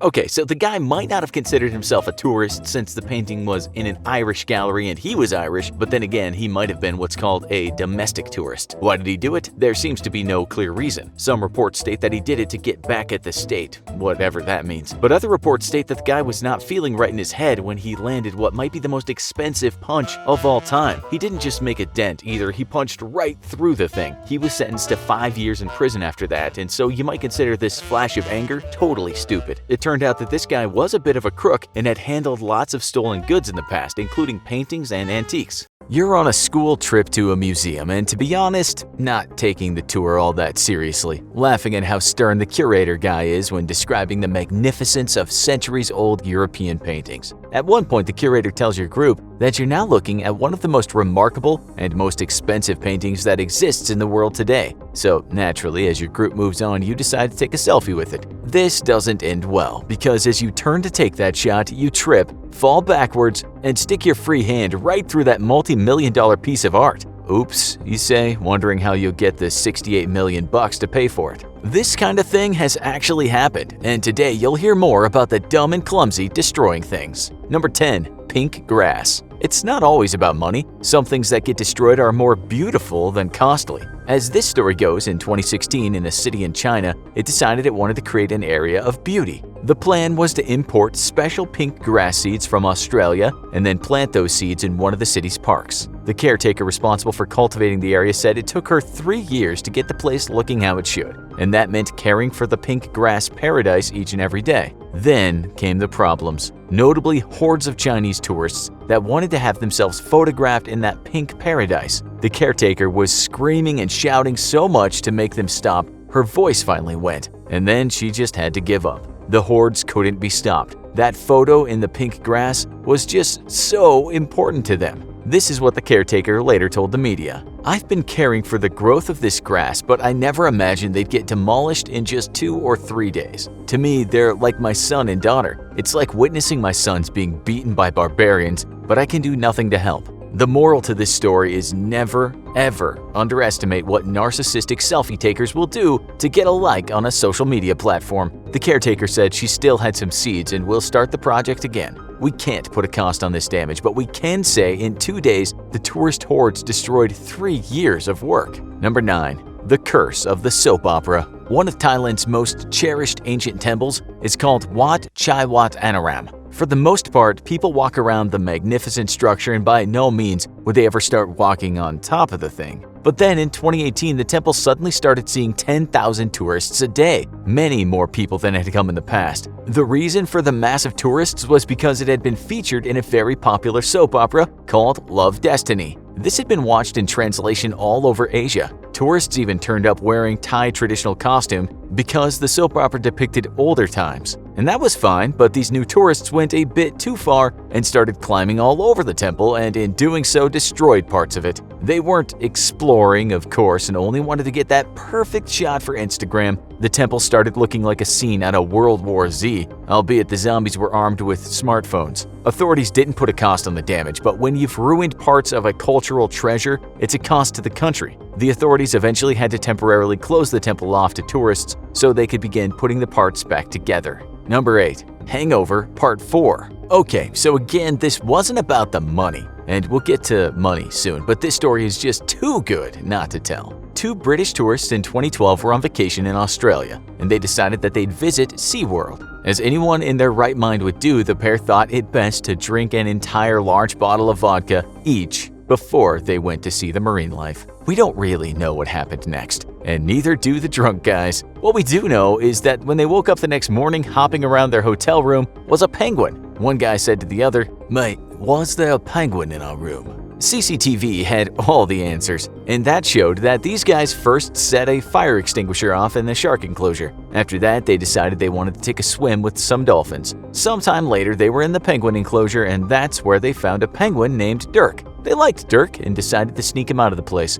Once in their hotel room, they took some selfies with Dirk, and then the drunks collapsed. The pair were arrested and had to pay around $1,000 in fines. Dirk was returned, and SeaWorld's main concern was that those guys were pretty close to jumping into the polar bear enclosure, and that would have been what you call a mortal selfie. Number 7. It seemed like a good fit. In 2017, a British family had taken their small child to see an exhibit that was an 800-year-old sandstone coffin. It's believed that this coffin had once been the resting place of a British monk. Obviously, you're not supposed to touch something that old, but the family wanted to take a pretty morbid photo of their child lying in the thing. That didn't end well, and the coffin fell over, breaking a part of it. The family is still at large, but the good news is the cost of fixing the coffin was only $130. Number 6. Parental guidance. In 2014, a sculpture called Angel in Waiting, created by a famous Chinese artist, was on show at the Shanghai Museum of Glass. This thing had been painstakingly put together with tiny fragments of glass, and it took the artist 27 months to complete. What happened next is beyond belief. Two mothers of two boys took their little angels to see the sculpture, but then asked the boys to go and play with it. The mothers actually videoed this. Not surprisingly, the kids brought the whole thing down and it smashed into small pieces, rendering it completely unfixable. The kids actually yanked the precious artwork from the wall as the mothers kept their smartphones trained on them. The media didn't say how much the sculpture was worth, but given that the artist was well known and the fact that it took over 2 years to make, we're thinking it was worth many thousands. Number 5. Bananagate. At an exhibition in Miami in 2019, there was one piece of art that had boggled the minds of many. And that's because the artwork consisted of a banana duct-taped to a wall. This piece of transcendent art was the brainchild of an Italian artist named Maurizio Catalan. And yeah, you might be thinking that you could have created that, but somehow a French collector actually bought the work for $120,000. One day, a man was walking by this piece of art when he decided to take the banana off the wall and eat it. Now, only the wall was left, and so did that mean the thing was destroyed? Well, what is even more confounding is that the museum said it wasn't a big problem because a new banana could replace the one in the man's stomach. The guy was pulled aside, but he never was charged with a crime. The artist has since done another banana on wall work, and that one was sold for $150,000. And let's remember that the art consists of a single, normal, garden variety banana and a bit of tape. Please don't ask us why this is happening because frankly we have no idea. Here at the infographics show we have bananas taped on all the office walls and so far we have no buyers. Now for just some really expensive damage. Number 4. He just needed a hug. In 2018, an American family took their child to an exhibition held at Tomahawk Ridge Community Center in Kansas. Everything was going well until their young son saw a statue and decided to give it a hug. What happened next is the thing fell over and broke into pieces, although thankfully the child wasn't hurt. The bad news is that the statue, called Aphrodite de Kansas City, was valued at $130,000, and it was smashed so badly that it could not be repaired. So who was at fault? The parents said not them because something that valuable should have had a guardrail around it. The city and the artist thought differently, but we're not sure if that family ever had to pay any money. This is what the mother said about the hug. Maybe my son hugged the torso because he's a loving, sweet, nice boy who just graduated from preschool. Number 3. The souvenir taker. We're gonna call the cost of this priceless. It happened in 2008, and a Finnish tourist had traveled all the way to that place we call Easter Island. And we're sure you all know that this place is famous for those giant head statues that are known as moai. Well, there's something like 900 of these statues on the island, and they date back 1,000 years. To say the least, they are a monumental achievement and currently a UNESCO World Heritage Site. We're quite sure that every single one of our intelligent viewers would know that you don't mess with these things. But that Finnish tourist might have been a few fries short of a Happy Meal. The tourist went up to one of the statues and decided that he wanted to take a piece home with him as a souvenir. He yanked at the ear and indeed bits came off, if not in small fragments.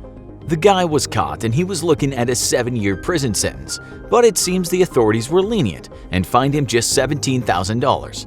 If you think that's a lot, keep watching. Number 2. The painting needed my input. In 2012, a Polish man was visiting the Tate Modern Gallery in London. What the museum didn't know is that this guy had come to do some of his own handiwork. His plan was to improve a very famous painting called Black on Maroon. The painting was created in 1958 by an American artist named Mark Rothko, and while it might look rather dull to some observers, it's actually worth $15 to $20 million.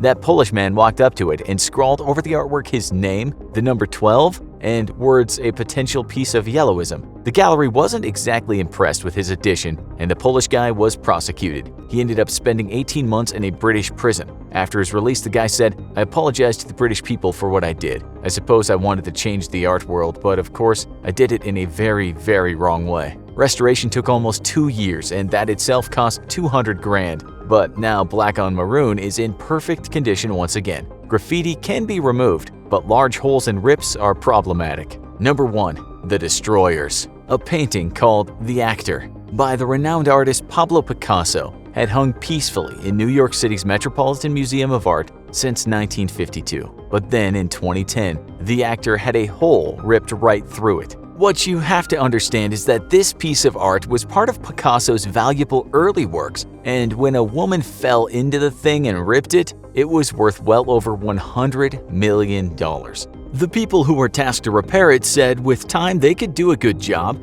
but the outcome would be a noticeable line where the 7-inch tear had been. We looked at what art experts said about damaged paintings, and they said you can't always say how much a piece of damaged art will lose in value, but one expert said it typically might depreciate 10 to 20%, which for a $100 million painting means $10 or $20 million. Add that on to the restoration costs. We just can't say how much that tear cost, but it could be in the millions. Since this was a total accident, the woman who fell into the painting was not charged. We don't think clumsiness is a crime these days. In 2019, another Picasso was beat up, but this time the work was sliced with a knife. The painting in question was called Bust of a Woman. From what we can see, that painting is still undergoing surgery in England, but as the damage was quite severe, we have to wonder if it'll ever get the $26 million it was said to be worth before a man decided to knife it. All you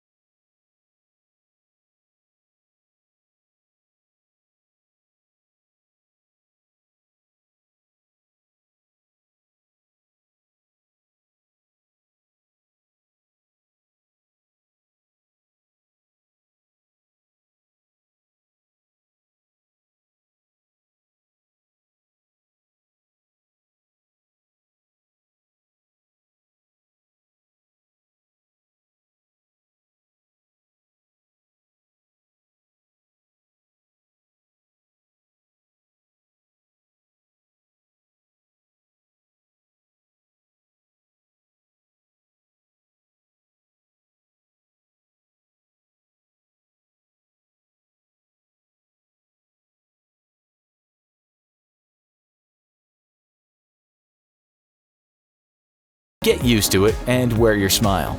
If you're gonna book your next vacation, don't plan on these places being on the itinerary. It's time to take a look at some of the most secure and prohibited areas you will never get to visit. But before we depart, how about a bite to eat? Number 20. Daemon Beirel and Sukiyabashi Jiro. Getting a reservation for dinner can be a pain, but you've never experienced anything like these two restaurants. First, located in the small town of Earlton, New York, you'll find Daemon Beirel, a small restaurant hosting a massive tasting menu designed by the titular chef. It's the hottest ticket in town, with the waiting list for the intimate meal stretching back not weeks, not months, but years. In fact, with the waiting list at more than a decade, the restaurant has had to suspend new applications to try to work their way through the long line of devotees. But that hasn't stopped fans from scanning the website for a chance at a surprise opening. But it's nothing compared to this next restaurant. Sukiyabashi Jiro was already the hottest ticket in Tokyo, a tiny sushi restaurant owned by the master sushi chef Jiro Ono. With only 10 seats, it was already impossible to get in. And then came a documentary profiling the restaurant and its famous chef, as well as a visit from President Barack Obama. Today, the restaurant is so in demand that it doesn't even take reservations from the public. The only way in is to inquire at the front desk of the luxury hotel it's based in, and have any chance of even being considered, you'll need to be accompanied by a local. It's not the only place for food and refreshment that isn't open to the public. Number 19. White's. Welcome to London, known around the world for its hospitality. But if you're looking to get into one specific building on St. James Street, it will not be easy. White's is considered the oldest and most exclusive gentlemen's club in London, greeting guests since 1693, most of them among the city's elites. The first and second men in line for the British crown, Prince Charles and Prince William, are both members, as is former Prime Minister David Cameron. For those lucky to get in, they'll find a dining room, a billiards room, and a library. But to get in, you need to be part of a specific group.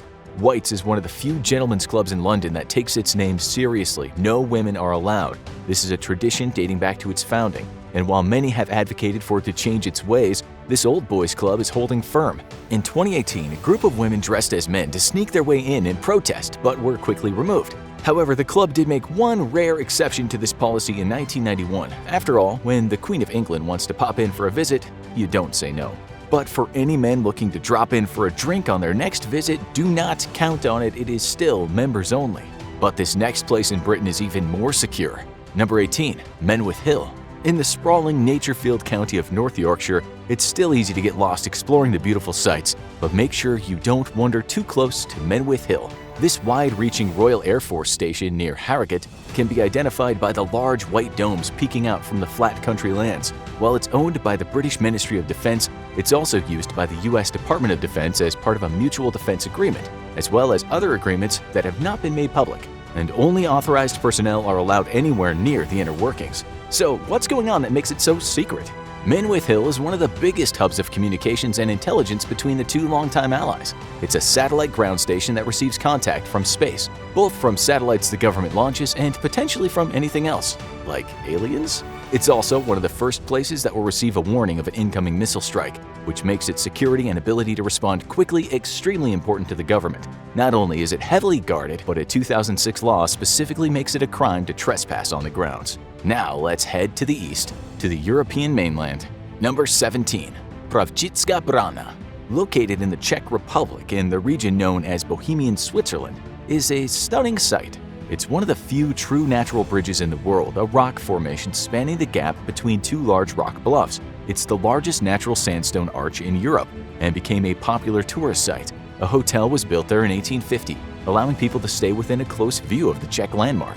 The site's fantastical nature made it a popular site for filming, including several scenes from the first movie in the Chronicles of Narnia series. But one experience is now permanently off limits. Climbing on and crossing the arch was a popular pastime, and tourists ran over it again and again and again and again. The constant tourism took its toll, and the natural bridge suffered heavy erosion.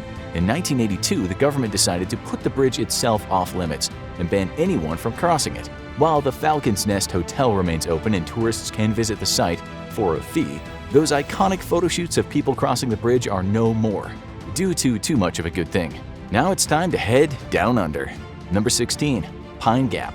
The massive Northern Territory of Australia, you'll find a sleepy town of Alice Springs. And about 11 miles southwest, you'll find Australia's most secure location. Pine Gap. This massive site was created in a joint operation of the Australian and United States governments, which usually indicates that you're not getting in.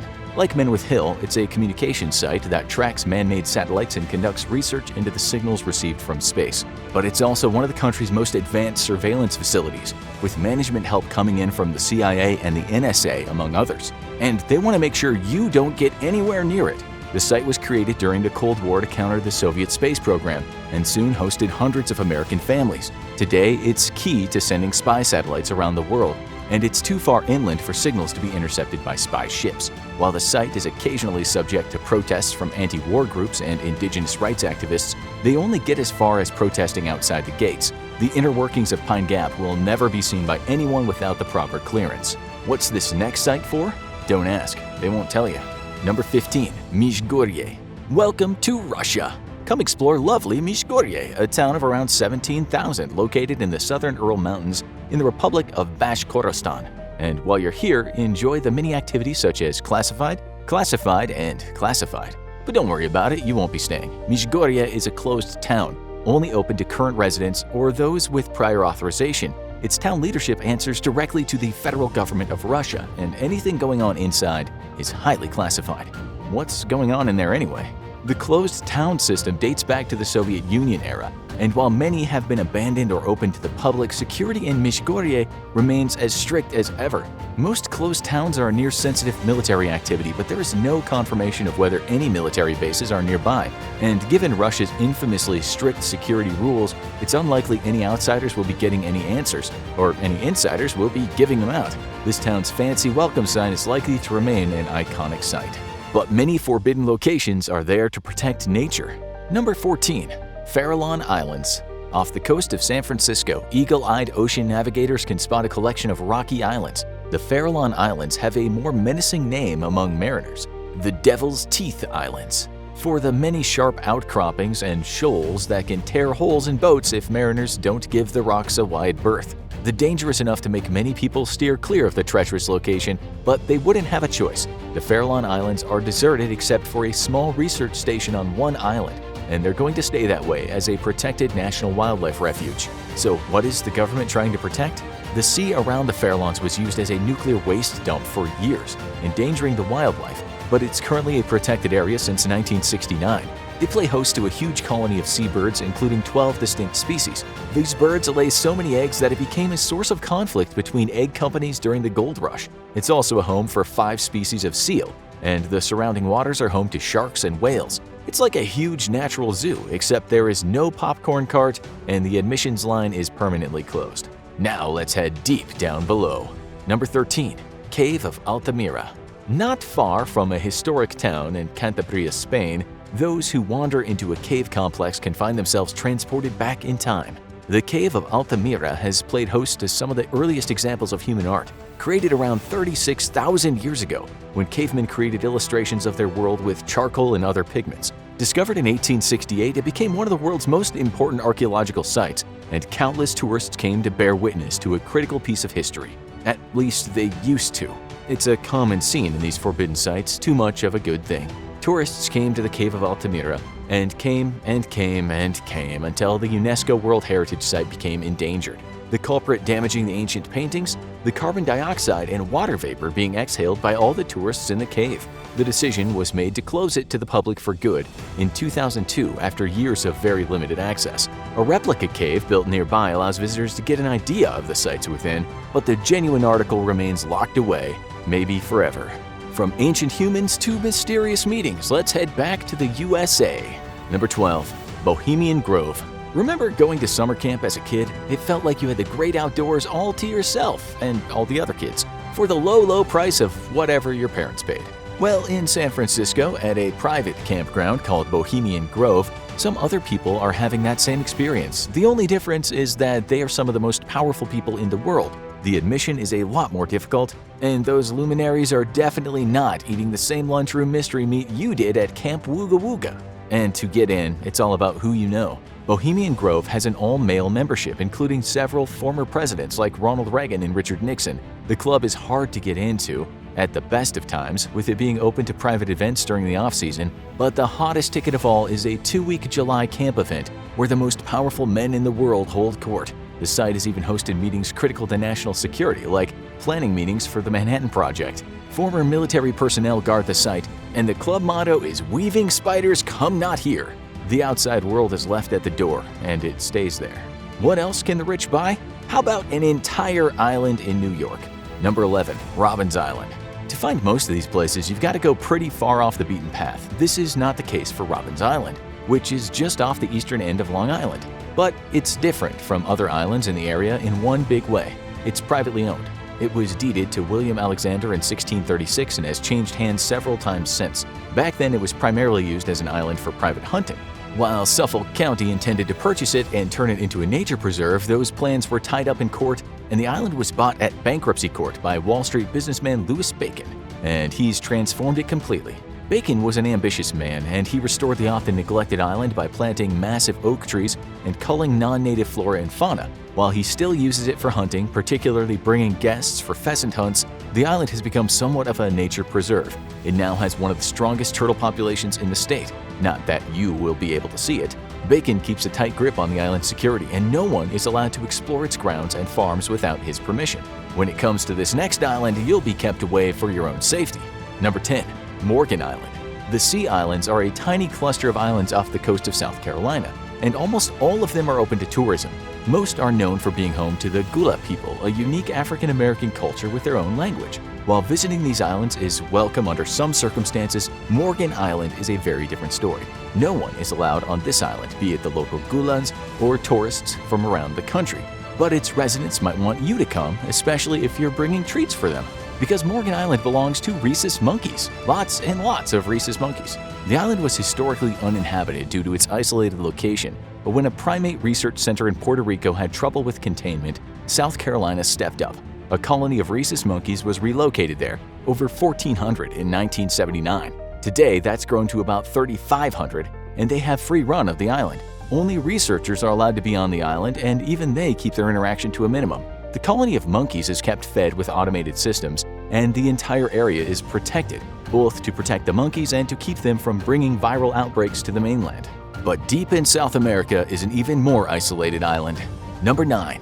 Yanomami Indigenous Territory.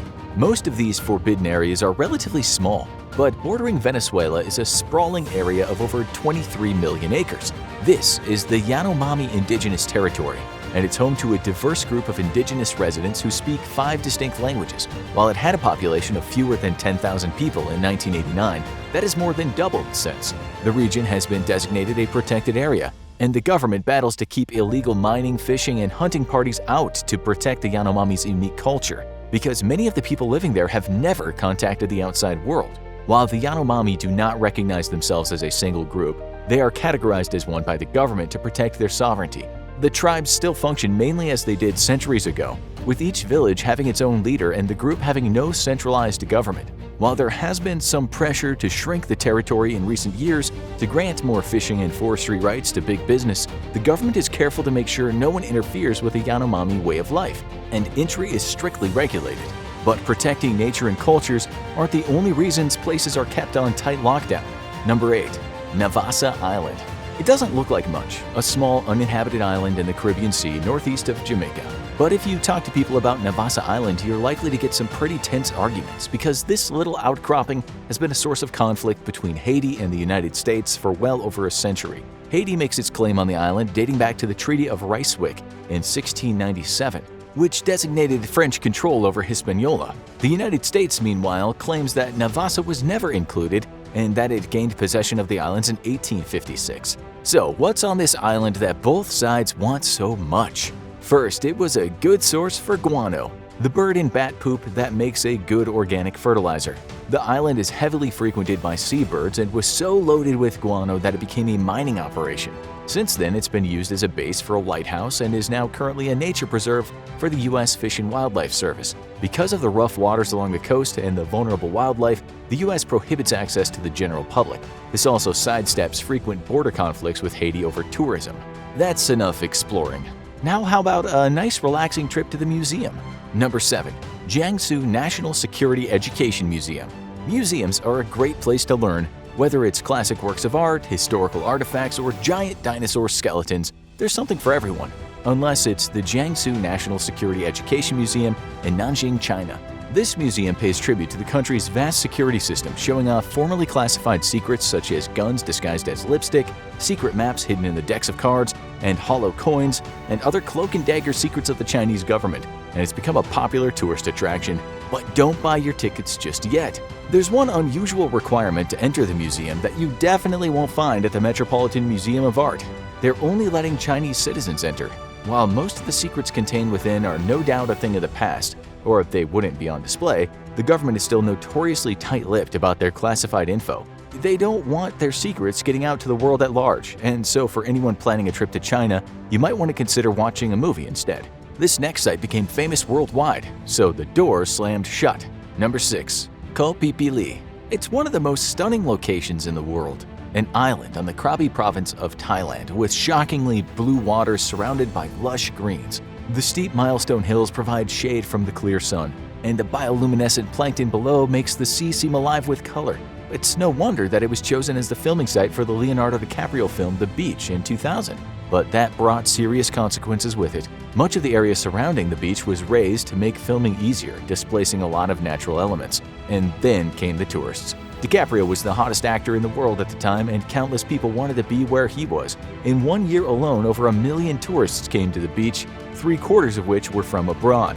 The natural paradise was more endangered than ever, so the government took action. As of 2019, the only ones with access to the stunning blues of Maya Bay are going to be the native wildlife, because it's closed to tourists indefinitely. Guess Americans will have to settle for their local beach boardwalk this year. And now for something completely different. This isn't just one location. Number 5. Google Data Centers. Do you know how much of your life Google runs? The massive tech company not only runs the world's most popular search engine, it probably runs your email and maybe your laptop. Not to mention how you get your news and every time you look up a cat video on YouTube. A lot of data runs through the company's servers, and they're not going to put those servers just anywhere or just in one place. A hacking attack could be devastating, so Google has data center facilities all over the world, containing massive drives managing the data of billions. And they're amongst the most secure facilities in the world. It's believed that Google has at least 2.5 million servers, and they're spread out across dozens of locations on at least 4 continents. Any hacker looking to break in and cause chaos should probably think twice. All of them are within carefully fenced-off locations with only vetted Google employees allowed inside. In 2013, Google began encrypting their data, making these data centers much harder to hack. This means you don't need to worry. No one's going to get into the embarrassing contents of your Gmail archives. And speaking of vast networks, let's head back to Russia and go underground. Number 4. Metro 2.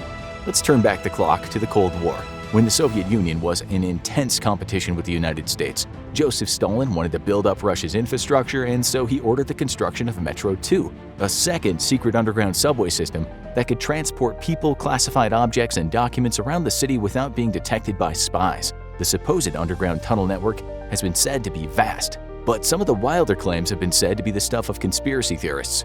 But the US government believes Metro 2 exists. Evidence indicates it was likely never fully completed, with one line built connecting the Kremlin to Moscow State University and several other sites, while plans may have been created for future lines that were never likely completed.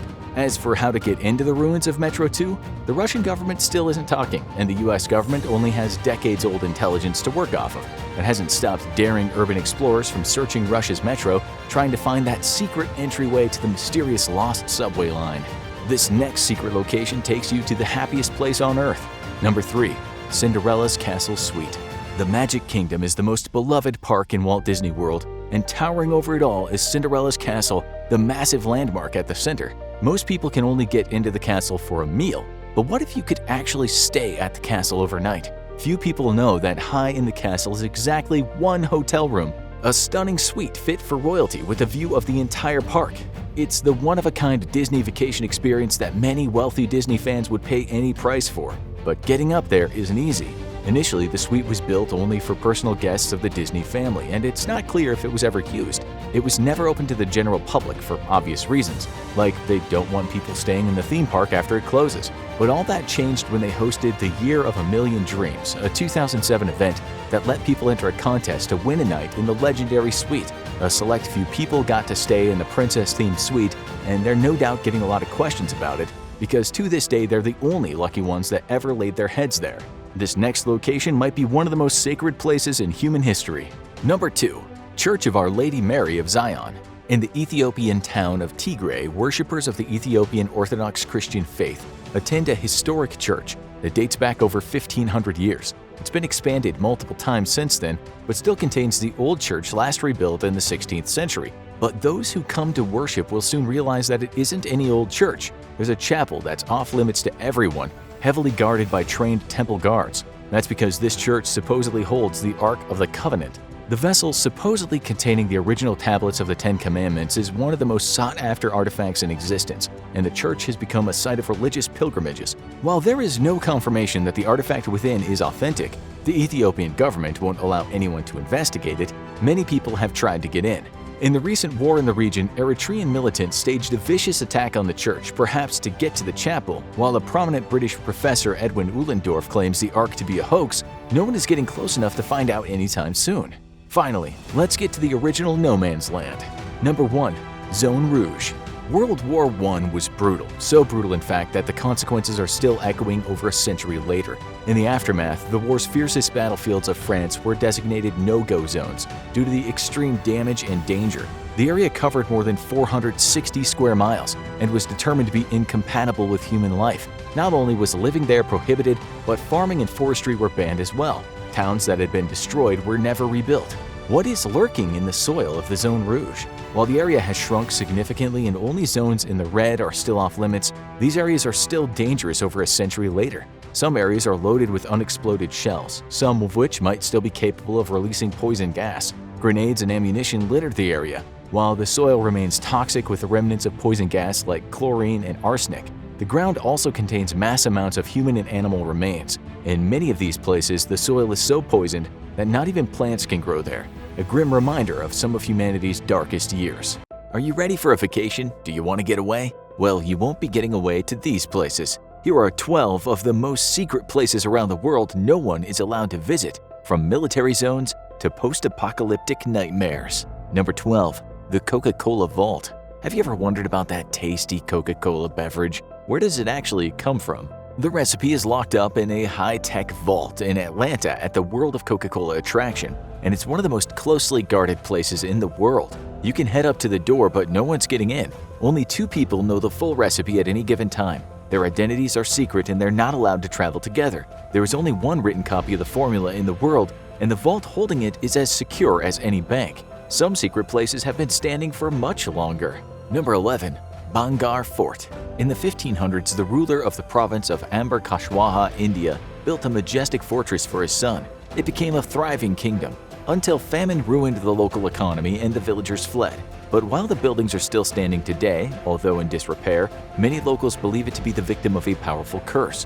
While tourism is still allowed in many of the buildings, it's officially classified as the only legally haunted location in India, and entering in it without a government permit is strictly prohibited after dark. This may be as much because of the roving tigers as any restless spirits, though. You've heard of private forts, but how about a private island? Number 10. Niihau. Hawaii has been an independent nation and later part of the United States, but not all of its main islands are what you'd expect. The island of Niihau is the 7th largest inhabited island in the chain and is almost 70 square miles. It serves as a habitat for several local birds and native plants, but its population is under 200 people. In fact, almost everyone living on the island are members of a single family, and it's nearly impossible to visit unless you're invited or a member of the US government or military. That's because Niihau is privately owned. In 1864, Scottish landowner Elizabeth Sinclair paid $10,000 for the sparsely populated island and purchased it from the Kingdom of Hawaii, and she and her family have rejected any attempt to purchase it.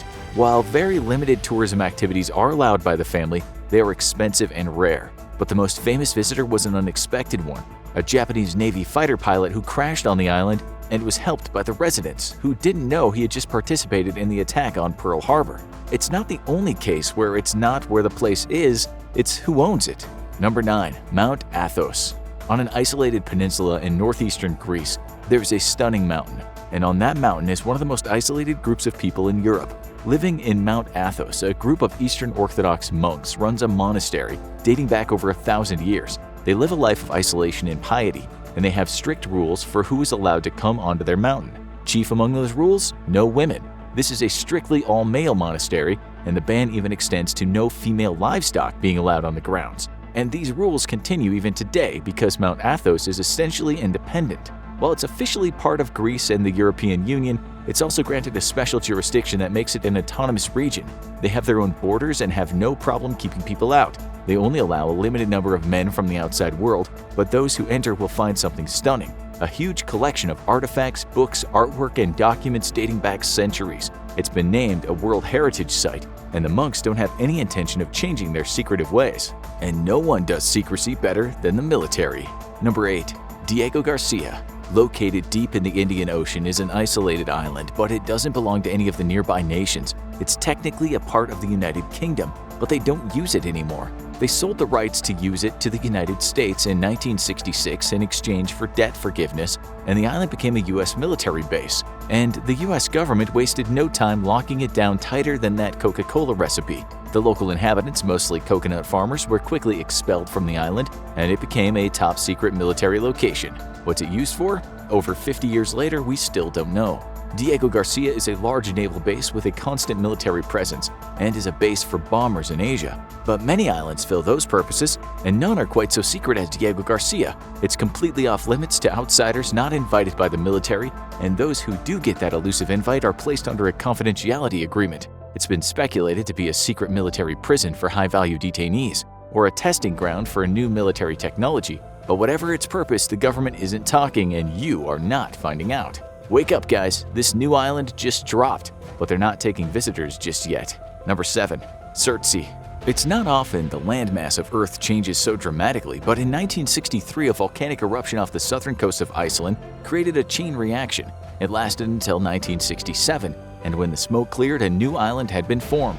Around a square mile in size at first, the island of Surtsey was one of the newest landmasses on planet Earth and was named after a Norse fire giant of legend.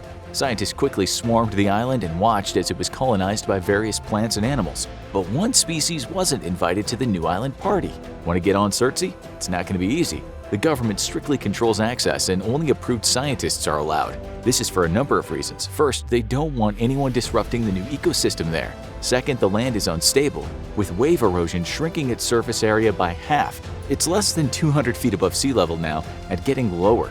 Only one hut used by researchers is on the island, but they'd better study fast. Surtsey is looking like a limited time engagement and may be below sea level in 100 years. This next site is probably the most famous secret site in the world, and you're still not getting in.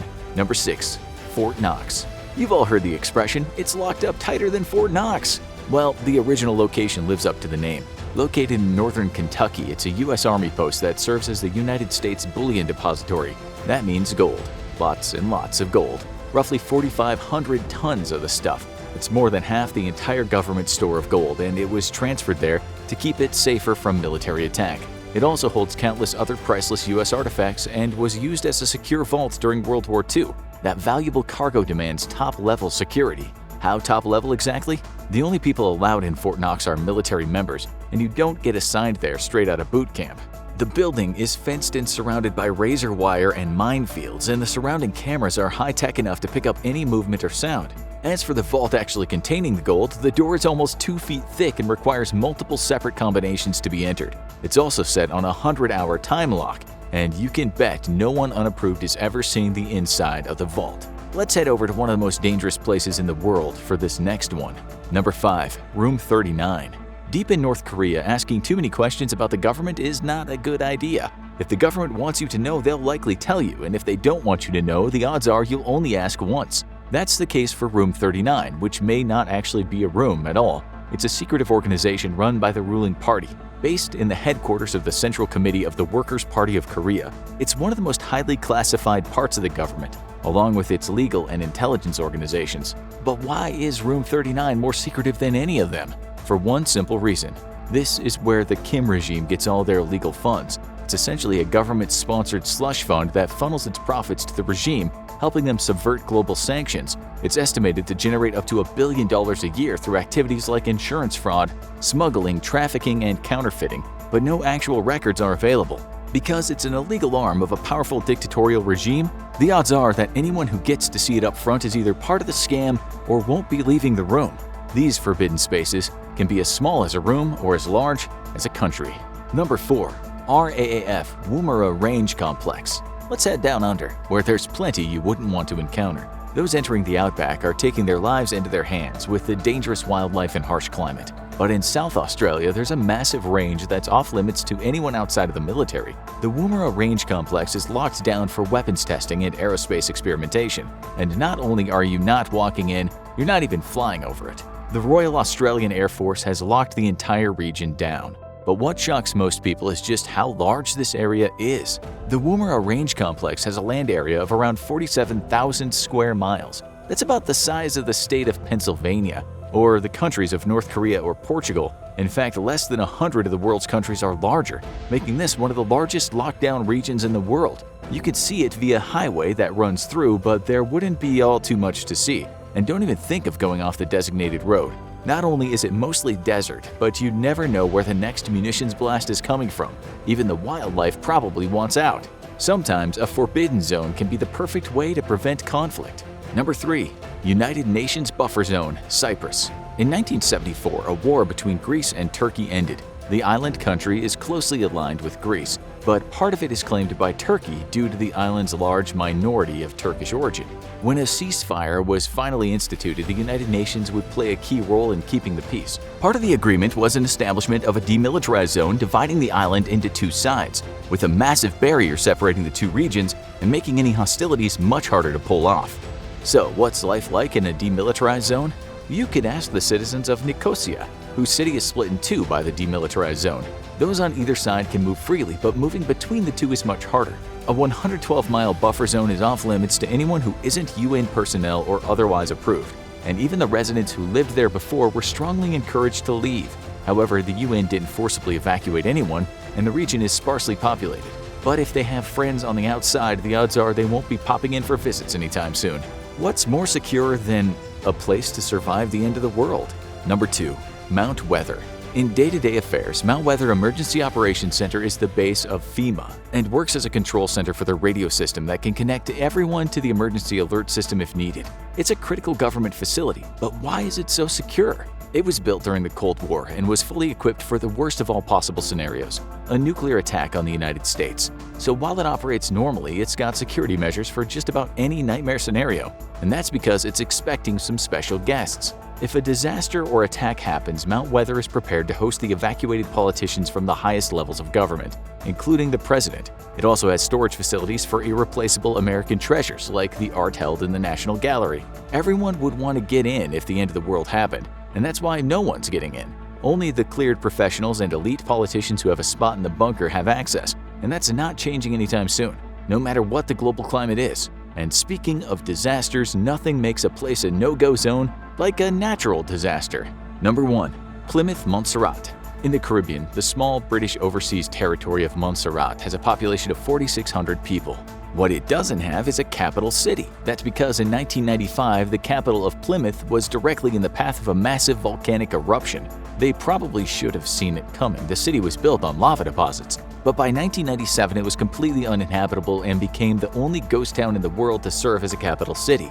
A new city is under construction, and let's hope they remember location, location, location. How would you like to visit an island full of snakes whose venom is so potent it dissolves human flesh? Or a government installation so top secret that if caught inside without proper ID, you'll be shot on sight? What about Walt Disney's secret club, and the only place in Disneyland where alcohol is served? This world is full of wonderful places to visit, but there's places so dangerous, so secret, and so exclusive that you will never ever be allowed to visit. Number 13. Disney Club 33. If you've ever visited Disneyland, you know it's a wonderful place full of magic, dreams, and a super secret exclusive club for the world's elite. Oh wait, you didn't know about Walt Disney's secret club to entertain the most powerful and influential people in the world? Well, that's clearly because you're not elite enough. Matter of fact, maybe you should quit watching this video and go back to your potato farm, peasant. But for those elite enough to be on this invite list, Disney Club 33 is a swanky upscale establishment in the heart of the most magical place on Earth, which is also the only place in the park they serve the most magical drink in the world,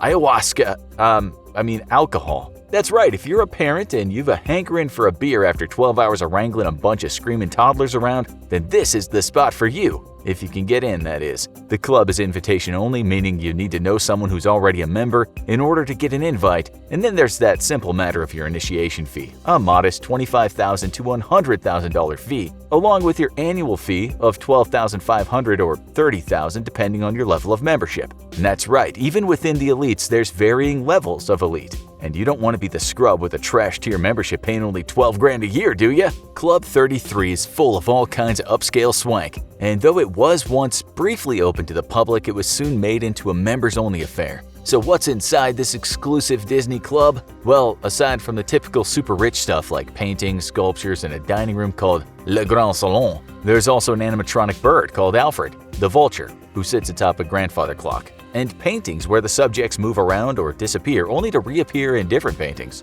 Rumor has it that if you're a part of this super exclusive diamond tier, you can even have lunch with the cryogenically preserved head of Walt Disney himself. Our next place is so deadly humans are prohibited from visiting. Number 12. Snake Island. If flesh-dissolving venomous snakes sounds like your idea of a good time, then we've got some good news for you. Brazil's Ilha de Camara Grande is located just 90 miles off the São Paulo coast, and it looks like a tropical paradise as you approach. Then you get off your boat to discover that the island isn't nicknamed Snake Island ironically, but rather quite literally, as the island is home to thousands of one of the deadliest snakes in the world, the golden lancehead viper. One love bite from these beautiful snakes will have you dead in an hour, but that'll give you plenty of time to writhe in agony as the venom slowly dissolves your flesh. With a toxicity 3 times to 5 times greater than any mainland snake, it's enough to drop most smaller animals dead in seconds. The reason golden lancehead vipers evolved such potent venom is because there's no ground-level prey on the island, and instead the snakes have to feed off migratory birds who rest on the trees. These snakes have to kill and kill quickly. With up to 4,000 of them packed into one tiny island, competition for food is fierce. Visiting the island is illegal. Though with a population density of 1 snake per square meter, Brazil doesn't have to work very hard to enforce that ban on visitors. Our next place no one is allowed to visit is not just deadly, it's one of the most remote on Earth. Number 11. Herd Island. If exclusive clubs or snakes just isn't your thing, maybe visiting one of the world's most remote and dangerous islands is. Herd Island is an extremely remote territory of Australia, located 2/3 of the way between Madagascar and Antarctica. While the island isn't technically illegal to visit unless you have a death wish, there's no good reason to go. Just getting to the island requires a week-long journey over some of the stormiest seas on Earth. And even if your boat isn't smashed to bits by turbulent Antarctic seas, you might end up missing the island entirely as it's covered by a dense cloud up to 360 days a year. What secrets does this real-life Skull Island hide? Well, an active volcano, for one. The moment you get off your boat, you're going to be hearing a groaning and popping of molten rock beneath your feet, ready to explode at a moment's notice. Just walking around the island can be a serious problem, with the average wind speed being up to 21 miles per hour and gusts up to an incredible 125 miles per hour. With its rocky icy surface being broken up regularly by deep crevasses, one strong gust of wind could see you plummeting to your death hundreds of feet below. As one researcher who regularly visits the island put it, if you get into trouble on Herd Island, there's nobody coming to rescue you. And that's if you even survive the boat trip there in the first place. The next stop on this list is protected by the Chinese government and is one of the world's oldest tombs. Number 10. The Tomb of Qin Shi Huang.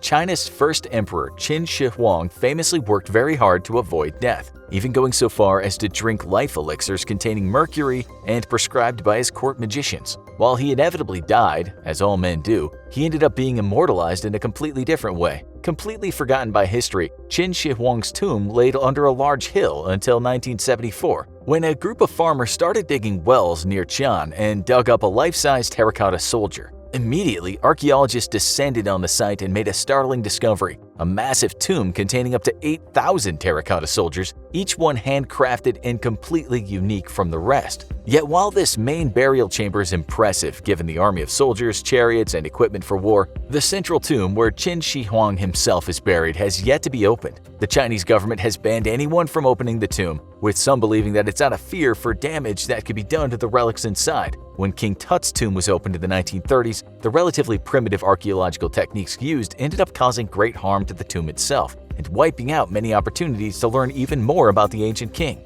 It's hoped that future technologies will allow the tomb to be opened and the integrity of the artifacts and remains to be preserved for study. For us, after experiencing the year 2020, we say that China can go ahead and keep the ancient tomb of a warmongering emperor hellbent on attaining eternal life locked up forever. Our next dangerous destination is home to one of the last uncontacted people on Earth. Number 9. North Sentinel Island. Some people just want to be left alone, and that includes the Sentinelese people of India's North Sentinel Island. An extremely remote island on the South Indian Ocean, North Sentinel Island is home to one of the few remaining isolated tribes in the world, and they want to keep things that way. India initially attempted to establish formal contact with the Sentinelese, but that was quickly cancelled after it was made clear that these people wanted no part of the outside world. As if the point wasn't clear enough, it was driven home time and again as fishermen ignoring the government ban on setting ashore the island have been killed with spears and arrows by the natives. Just in 2018, an American missionary was killed,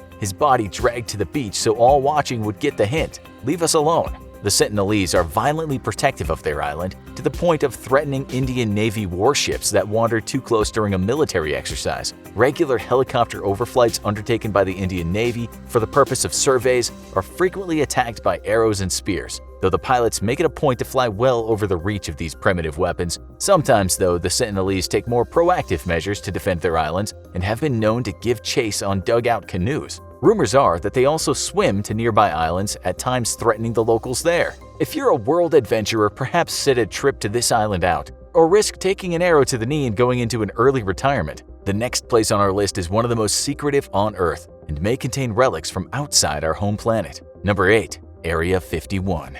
It's the unofficial home of the Skunk Works, the world's most advanced aerospace engineering program, and where legendary aircraft such as the B-2, SR-71, and F-117 were born. It might also be holding alien bodies recovered from a crash in the 50s. Officially, it's known as Area 51. Unofficially, it has the moniker Dreamland, allegedly for the incredible aerospace projects that were developed there. The US government denied all knowledge of the existence of Area 51 until 1992, and to this day, much of what goes on there remains highly classified. What is known is that the most advanced aircraft to ever fly the Earth have all gotten their start there, and research continues to this day as airplanes with blacked-out windows fly employees to this remote site from an unmarked terminal at Las Vegas's McCarran Airport. Approaching Area 51 is all but impossible on foot as armed guards patrol the perimeter regularly. Roadbeds and footpaths leading into the valley that hides this secret military base are all monitored with pressure sensors, while powerful infrared cameras continuously sweep the desert. Deadly force is authorized for the subdual of trespassers, and to this day, Area 51 remains the one place nobody has ever successfully infiltrated and returned to tell the tale. The next place you can't visit won't just kill you, it could kill anyone you come into contact with if you should return. Number 7. Chernobyl, Ukraine. On a cold night, April 26th of 1986, the world suffered the worst nuclear accident to date. A massive explosion at the Chernobyl nuclear power plant would end up spreading 100 radioactive elements over 150,000 square kilometers of Belarus, Russia, and Ukraine. In total, up to 200,000 people were evacuated from an area about 1,000 square miles surrounding the power plant, and the region has remained off-limits and completely uninhabited to this day. While the most dangerous elements now contaminating the site have only a half-life of about 30 years, meaning they should have been dramatically reduced in the 3 decades since the accident, researchers have discovered that these elements actually take longer than expected to decay. This means that the site will be permanently uninhabitable for several thousand years. Though, if in 4,000 years' time you're looking for a quiet neighborhood with great views of nature, Chernobyl's your ticket. The affected cities have been completely retaken by nature, and a surprising amount of wildlife is found to be thriving in the area thanks to a lack of human interference. Some locals living around the edges of the exclusion area, however, maintain that more than natural wildlife is running free in the fenced-off area. And Chernobyl has inspired many modern horror stories, films, and games. The number 6 spot on this list is off limits for being a direct link to our most prehistoric past.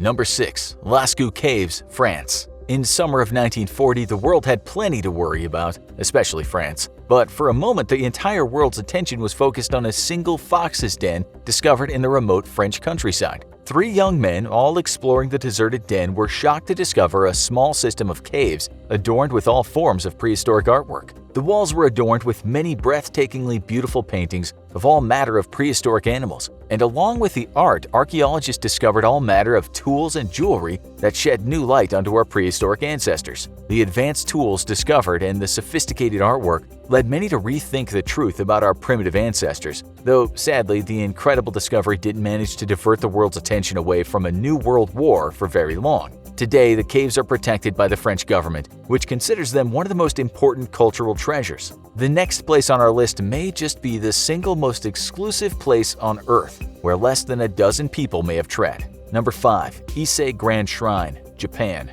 Ise Grand Shrine is the Mecca or Calgary Hill of the Shinto faith, and the site of many pilgrims even to this day. However, nobody except for one single person is ever allowed to enter the shrine itself, and that's a member of the Japanese imperial family. Constructed to worship the sun goddess Amaterasu Omikami, the shrine has been the Shinto religion's most holy place for an estimated 2,000 years. In all this time, tradition dictated that the interior of the shrine could only be entered by its priestess and priest, a role that could only be fulfilled by a member of the Japanese imperial family. Even if you had previously served in the role, however, you may not know what the actual interior of the shrine looks like today though, as every 20 years the entire interior is remodeled. Are you a fan of ghost hunting? Well, you might want to skip visiting the next spot on our list for your own safety. Number 4. World's Most Haunted Island. Maybe you're a modern adventurer plunging deep into places the authorities don't allow visitors, but you may want to rethink your trip to what's often called the most haunted island on Earth. The island's history for misery started early with the Romans, who used the island as a quarantine zone for those with the bubonic plague. Eventually, dead bodies were shipped to the island to be burned,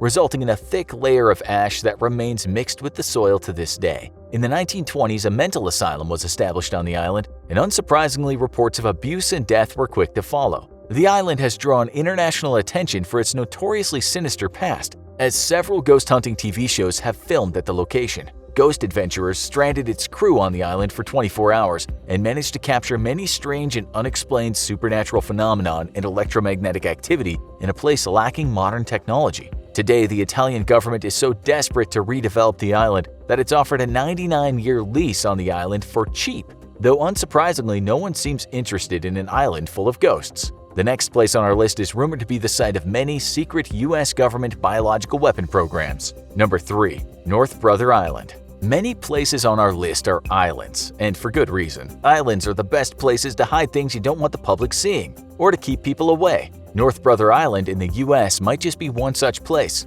Home to Riverside Hospital, New York State purchased the island as a place to treat and quarantine individuals with highly contagious diseases. Given the state of medical technology at the time, needless to say, many of these patients and some of the staff ended up dying on the island. Eventually, the hospital shut down and was abandoned until it was reopened during World War II to house military vets. A few decades later, the old hospital was once more reopened to treat and house heroin addicts, though today it remains closed and abandoned. New York has made visiting the island or trespassing illegal and threatens legal action against any who would make the attempt. What's more, the state routinely denies permission for media to visit the island, turning down many popular ghost hunting shows. The question is, why? What is New York State hiding on North Brother Island? Evidence of inhumane medical experiments from the past? An unknown highly infectious disease? A secret government research site? We may never know. Though a few intrepid souls who have secretly visited the island report nothing more spooky than the occasional ghost sighting and the general uneasiness that permeates the island. The next place on our list could house some of the world's greatest secrets, but you'll never get to find out. Number 2. Vatican Secret Archives. Deep beneath Vatican City is a vault containing 53 miles of shelving, containing documents and correspondence that span back an incredible 1,200 years. This is the Vatican Secret Archives, and one of the most important places on Earth that only a select few individuals are allowed to visit. Just to enter the archives, you have to be a member of the Catholic Church, serve in the Vatican, and be at least 75 years old. But let's say you spend your life dedicated to God, make the big move to the Vatican, find a job there, and finally hit the ripe old age of 3/4 of a century. What are you going to find in the most secret library on Earth? Well, it turns out we have a pretty good idea of what's actually inside the Vatican's secret archive, because they're actually not even supposed to be secret at all. The word secret comes from a misunderstanding of the Latin word secretum, which means private. So the archives weren't meant to be secret from the world, as they were simply a private collection of books and correspondence owned by the Pope himself. But they might as well have been secret, as even Christian scholars are denied access until the Pope opened the archives in 1881. Since then, researchers have been meticulously poring over the documents and discovering a literal treasure trove of history. One of the most impressive pieces is a letter written from Mary, Queen of Scots, begging the Pope to intervene on her behalf as she faced execution. The full contents of the archives won't be known for years still, as the privacy concerns of the Vatican limit the size of the research staff. The extremely delicate nature of the documents themselves also further inhibits the already painstakingly slow work. So if the Catholic Church does know about the existence of aliens, we might not know for a century or more yet. Our number one spot is not only closed off to the public, but maybe mankind's best hope for surviving the apocalypse. Number 1. The modern Noah's Ark. Humanity faces a lot of problems in its immediate future, everything from global warming, a nuclear war, and the secret takeover of aliens from Zeti Reticuli. Then there's always that chance of a random natural event simply wiping humanity's slate clean, such as an asteroid impact or a supervolcano eruption. Losing our technology would be bad enough, but one place in Svalbard, Norway is there to ensure we never lose the most important thing in our world, our crops. Without food, humanity could not hope to survive, and to that end, it's become increasingly important that humanity prepare for a catastrophic scenario that devastates our food crops. The Svalbard Seed Vault is basically a modern-day Noah's Ark and houses seeds from every crop grown around the world. The vault is dug several hundred feet into geologically stable sandstone in the high Arctic. So that way, in case its mechanical refrigeration units failed, the extreme cold outside would ensure the seeds remained perfectly preserved. Its developers even accounted for warmer ambient air temperatures due to global warming. Norway has planned for every contingency possible in order to ensure humanity can survive. The seeds aren't just meant to be used in the case of a global disaster though, as the seed vault can be used to help in the case of smaller disasters, such as the loss of specific crops to global pandemics. It also serves an important role as a genetic bank, holding pristine genetic samples of crops that can be regrown in the future when those same crops may have experienced genetic drift due to mutations. Security and the protection of these seeds is so serious that even the natural radiation emitted from the rock around the vault has been accounted for so that over thousands of years of storage, the seeds won't suffer much if any damage from long-term radiation exposure. The Svalbard Global Seed Vault isn't the only one of its kind, but it's one of the most secure and naturally protected vaults in the world. The real question is, why so many vaults though? What do the elites know about our future that we don't? Many of you globetrotters might have proudly shared a map of the world on social media, which shows all the countries you have visited. There are 193 United Nations recognized states, but that number can be 197 if you include countries with a somewhat embattled status. If you come from a developed nation, of course you have a better chance of seeing more of the world, but then if you look at the US State Department statistics, you can see that 64% of Americans don't even own a passport. Still, if you're from Europe, it's easy just popping over the border for most people. We're told that Queen Elizabeth II has visited 120 nations, but you can find news reports about people who claim to have visited every country in the world.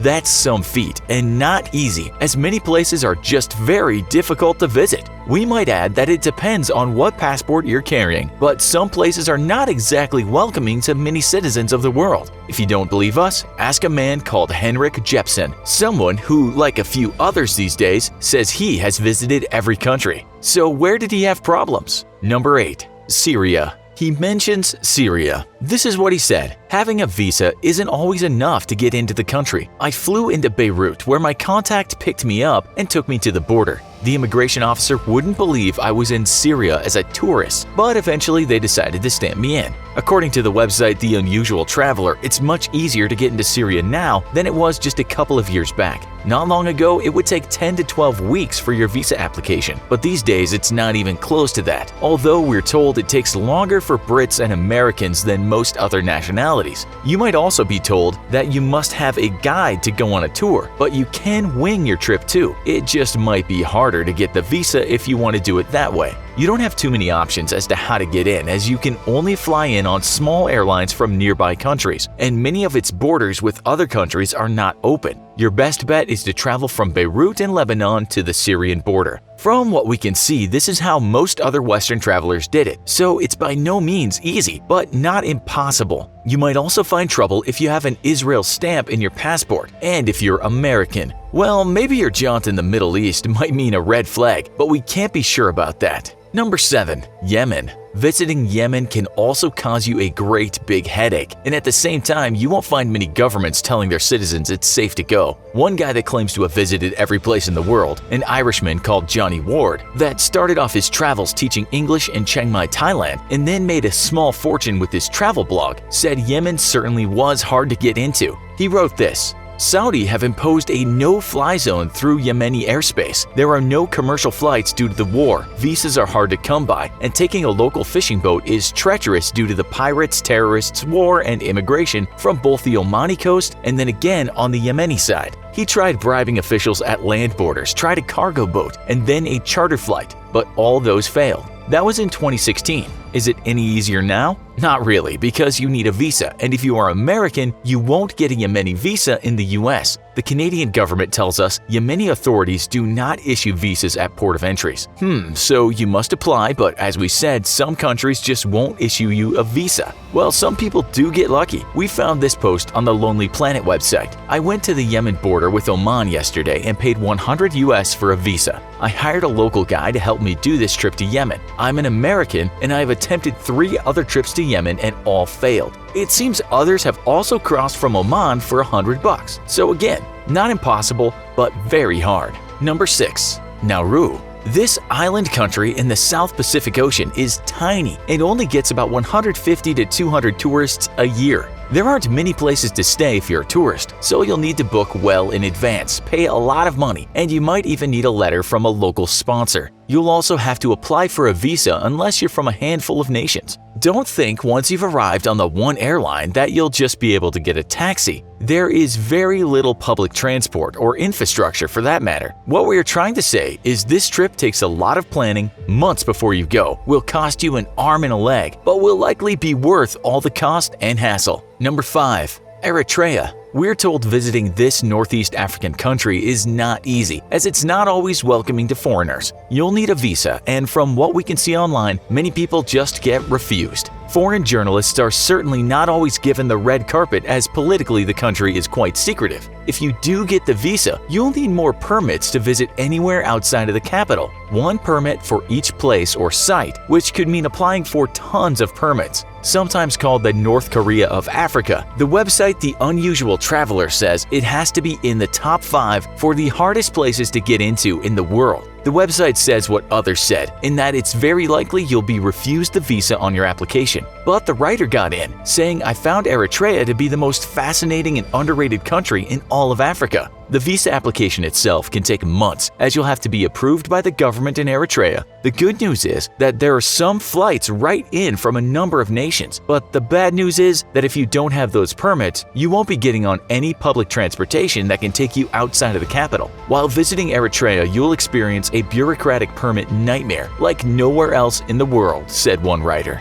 Number 4. Libya. Recent information posted online tells us getting a visa to Libya is incredibly difficult too, and if you're not invited to do business or on some kind of diplomatic mission, there is every chance your visa will not be issued. If you're an American, you can get a tourist visa, but we're told that if you don't have a sponsor or a letter from someone with some clout inside of Libya, you're almost guaranteed to fail. Tourist visas are often rejected at all embassies without being a part of a tour or applied for on behalf of a Libyan tour operator, said one travel website. Another travel blogger said the same thing, but he also said that he found a travel company inside the country that would help him get his visa. The only problem with that is you'll have to go everywhere with that company to only the places on the tour, and it will cost you a lot of money. The good news is that flying in isn't much of a problem, if indeed you are allowed in. Number 3. Saudi Arabia. This is a place that has made some huge changes in the last few years, in that Saudi Arabia was not long ago pretty much closed to anyone just wanting to visit, not on some kind of business. That has changed, but we should still say that you'll only be issued a tourist visa for certain events inside the country. Lots of expats work in the nation, but you still won't find many tourists just going anywhere they want in Saudi. You might also do well to remember to follow local laws, lest a bottle of beer leads you to your backside being flogged.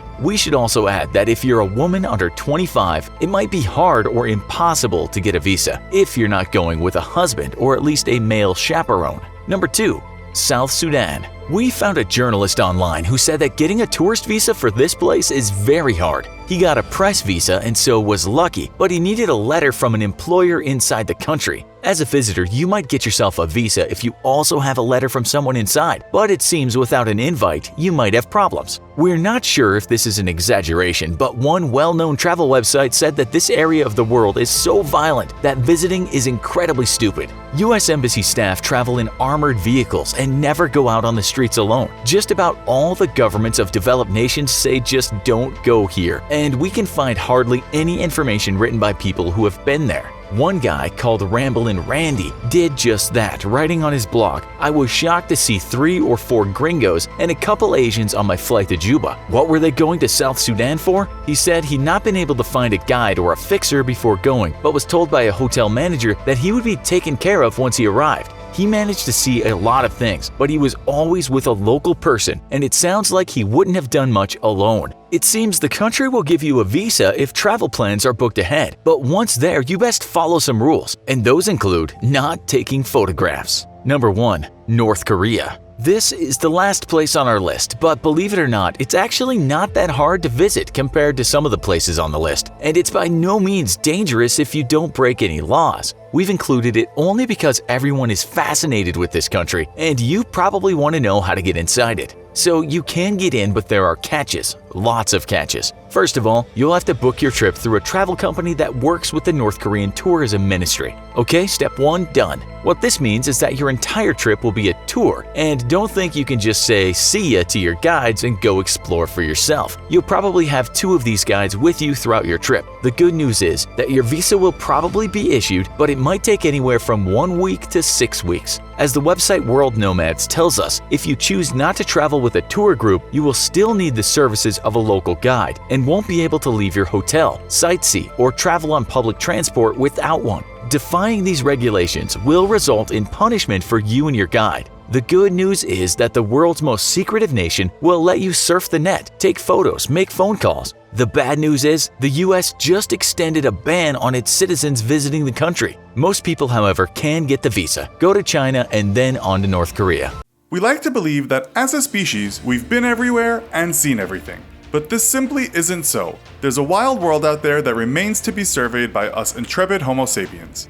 There are areas in Brazil inhabited by native populations living in closed hunter-gatherer societies. In Myanmar, vast jungles remain undiscovered.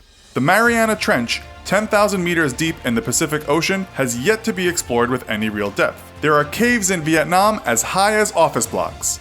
Anthropologists have yet to discover all forms of human life on this planet, with hostile tribes forbidding access to their civilizations. Ruins remain for archaeologists to find in ancient deserts.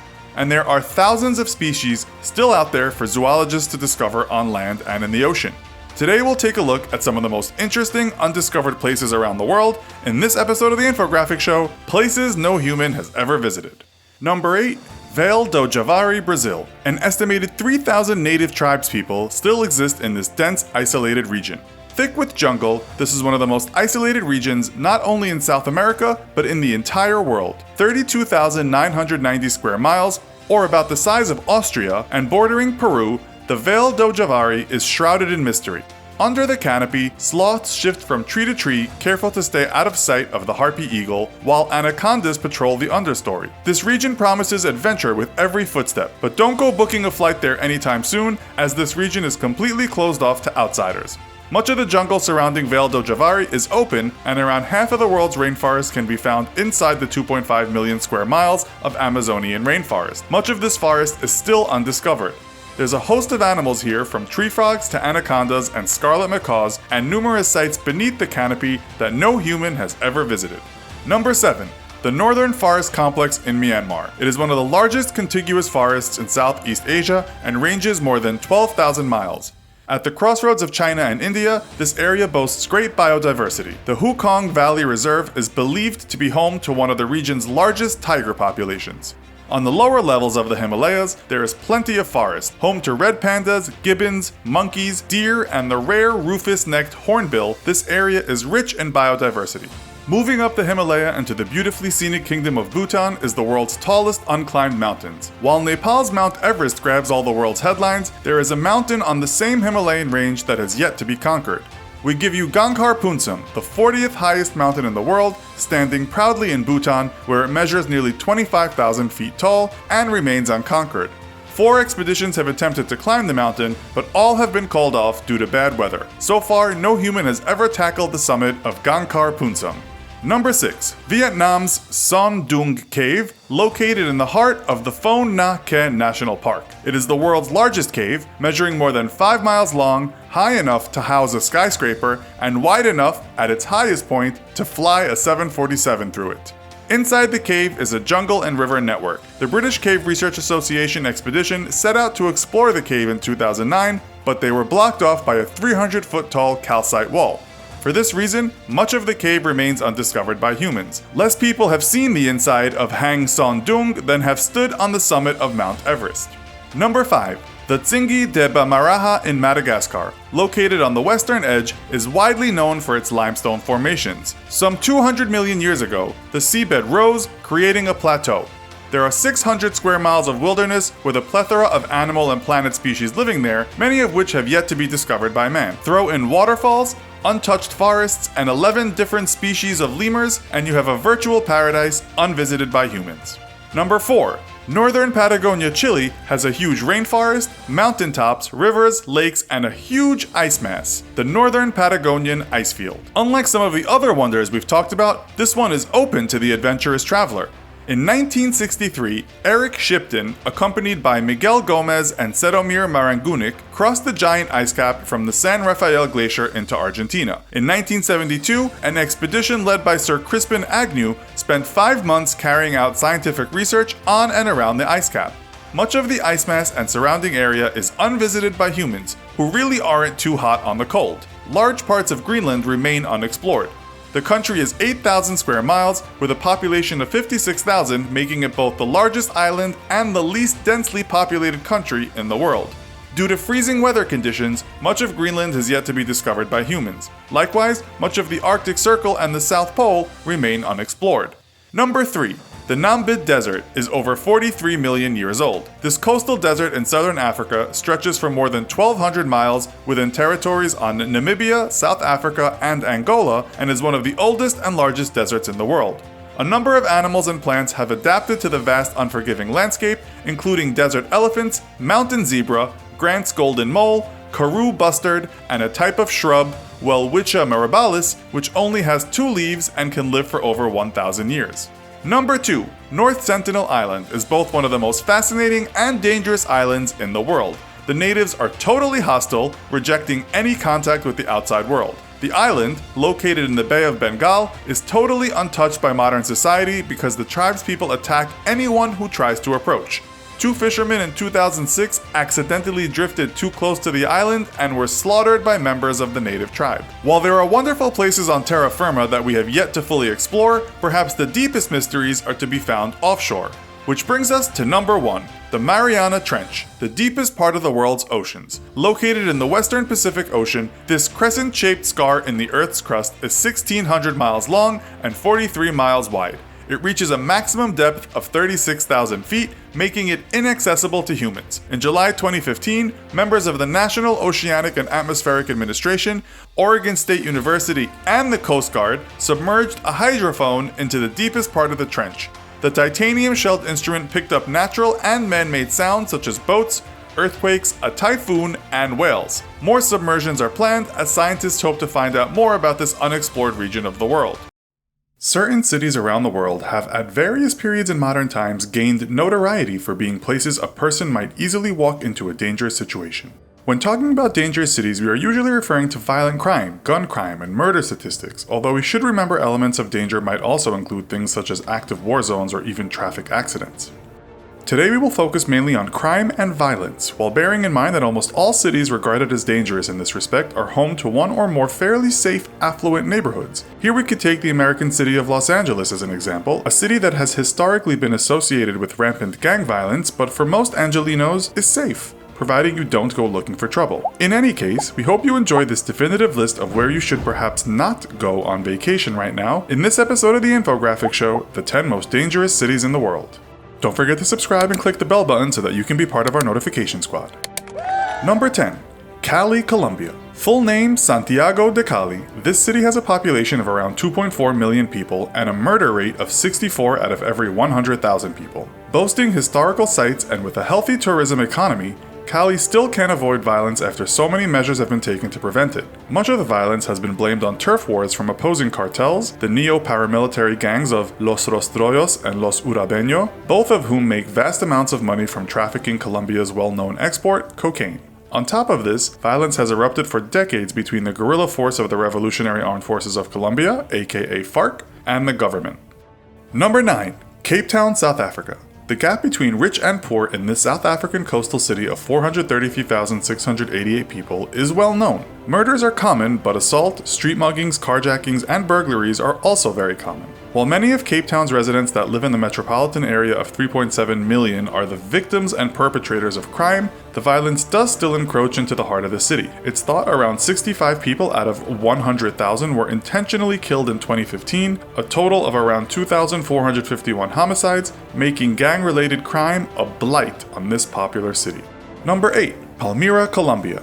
You might be surprised to see Colombian cities so far down on this list, but in recent decades, the Colombian government's numerous crackdowns on cartels has seen some progress. Drug traffickers, it's reported, have realized it's better to attract less attention from government forces, while massive Mexican drug cartels such as the Sinaloa cartel have in some respects taken the focus away from Colombian gangs. Palmyra, the country's third largest city with 350,000 inhabitants, is the crime capital now. Drug cartels and paramilitary groups have been involved in extortion, kidnapping, and murder over the last few years, and this has led to 70 out of every 100,000 people being killed.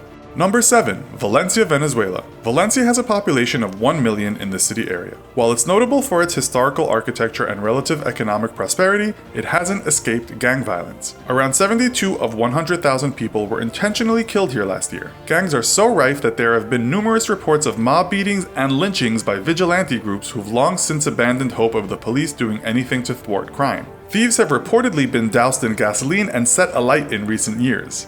The vigilante groups might be the few people without guns, considering it's said there is one firearm in the country for every 2 people.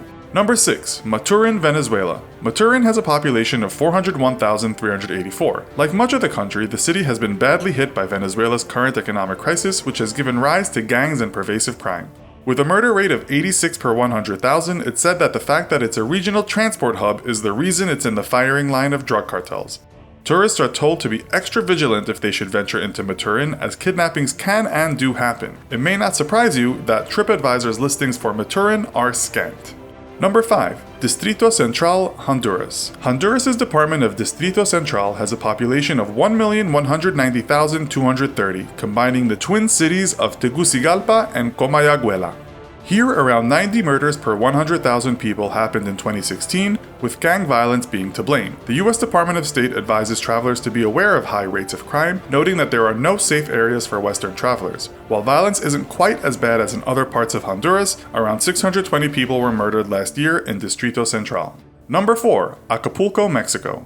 This resort town, once famed for its beaches and glamour, is now tainted with being a hotbed of gang warfare. This small, beautiful city of 687,000 people saw 104 people murdered per 100,000 in 2016.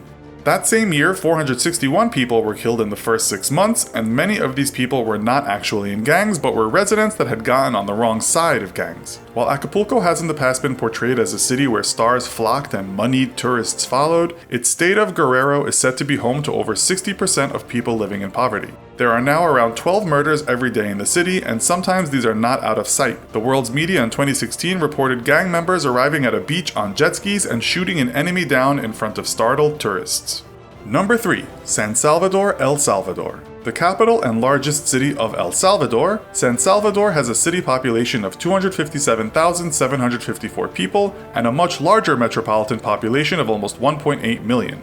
It has a rich historical heritage and plays an important part in the region's economics. It's also a hotbed of violent crime. It's thought that many of those responsible for gang violence were at one time in gangs such as Mara Salvatrucha and Barrio 18 in the United States, and on returning home carried on the tradition of violence. The murder rate in 2016 was 108 for every 100,000 people, with some of these murders being extrajudicial executions carried out by the Sombra Negra death squad. Perhaps some good news came earlier this year when the National Civil Police Commissioner announced in January that the city had experienced its first day without a murder for 2 years. Gangs are involved in drug dealing, robberies, extortion, arms trafficking, murder for hire, carjackings, and daylight muggings of tourists and diplomats. In a 2016 poll, 24.5% of Salvadorans said they had been a victim of crime in 2015. Number 2. San Pedro Sula, Honduras. Honduras' second largest city after its capital, Tegucigalpa, is one of the poorest places in Latin America. Devastated by natural disasters and ensuing ravages to the economy, San Pedro Sula's city population of 719,063 people has lived under continual threat from crime for years. Prior to 2016, it was the murder capital of the world with an astonishing 187 homicides per 100,000 people in 2013. Situated within the nexus of the illegal drug and arms trade, the city is awash with gangs, many of whom were sent to Honduras after being deported from the US for gang activity. With gangs fighting over territories and a limited and often corrupt police force to deal with this, it might be a matter of sheer coincidence that this year the murder rate fell into second place at 111 per 100,000. Number 1. Caracas, Venezuela. Located in a valley within the Venezuelan Central Range, Caracas is home to eye-catching panoramas of mountains and has a year-round warm climate. It's also home to some of the meanest slums in the world, designated as absolute no-go areas for visitors. From its population of 3.3 million people, 4,308 were intentionally killed in 2016. That's more than 130 people for every 100,000. It's reported the vast majority of killings go unsolved in this city. With high unemployment rates and a shaky economy, mega gangs have started to terrorize the city. These gangs, sometimes consisting of hundreds of members, are involved with drug dealing, kidnappings, extortion, robberies, hijackings, and of course, murder. This has prompted the Venezuelan government to hire Colombian-style paramilitaries to keep people safe. These security forces have, however, been accused of wrongful violence and extortion themselves. In 2016, a Time magazine correspondent wrote from a local morgue in Caracas, every half hour or so, ambulances arrive with new corpses, the vast majority of them homicide victims. Each year, cities trade places on the most dangerous list, but for some time now, Latin American cities have been in front. In the USA, the most violent cities are St. Louis, Baltimore, and New Orleans, with St. Louis seeing 60 murders per 100,000 in 2016. Brazil has the most cities featuring in the top 50 of highest murder rates. In Europe, some of the worst cities for violence are Tallinn in Estonia, and across in Western Europe, Glasgow in Scotland. Notable cities in Asia with high crime rates include Quezon City in the Philippines, Kuala Lumpur in Malaysia, and Ulaanbaatar in Mongolia. So, what do you think of this list of the 10 most dangerous cities in the world? Let us know in the comments. And if you liked this video, be sure to check out our other video called 10 Surprisingly High-Paying Jobs. Thanks for watching, and as always, don't forget to like, share, and subscribe. See you next time!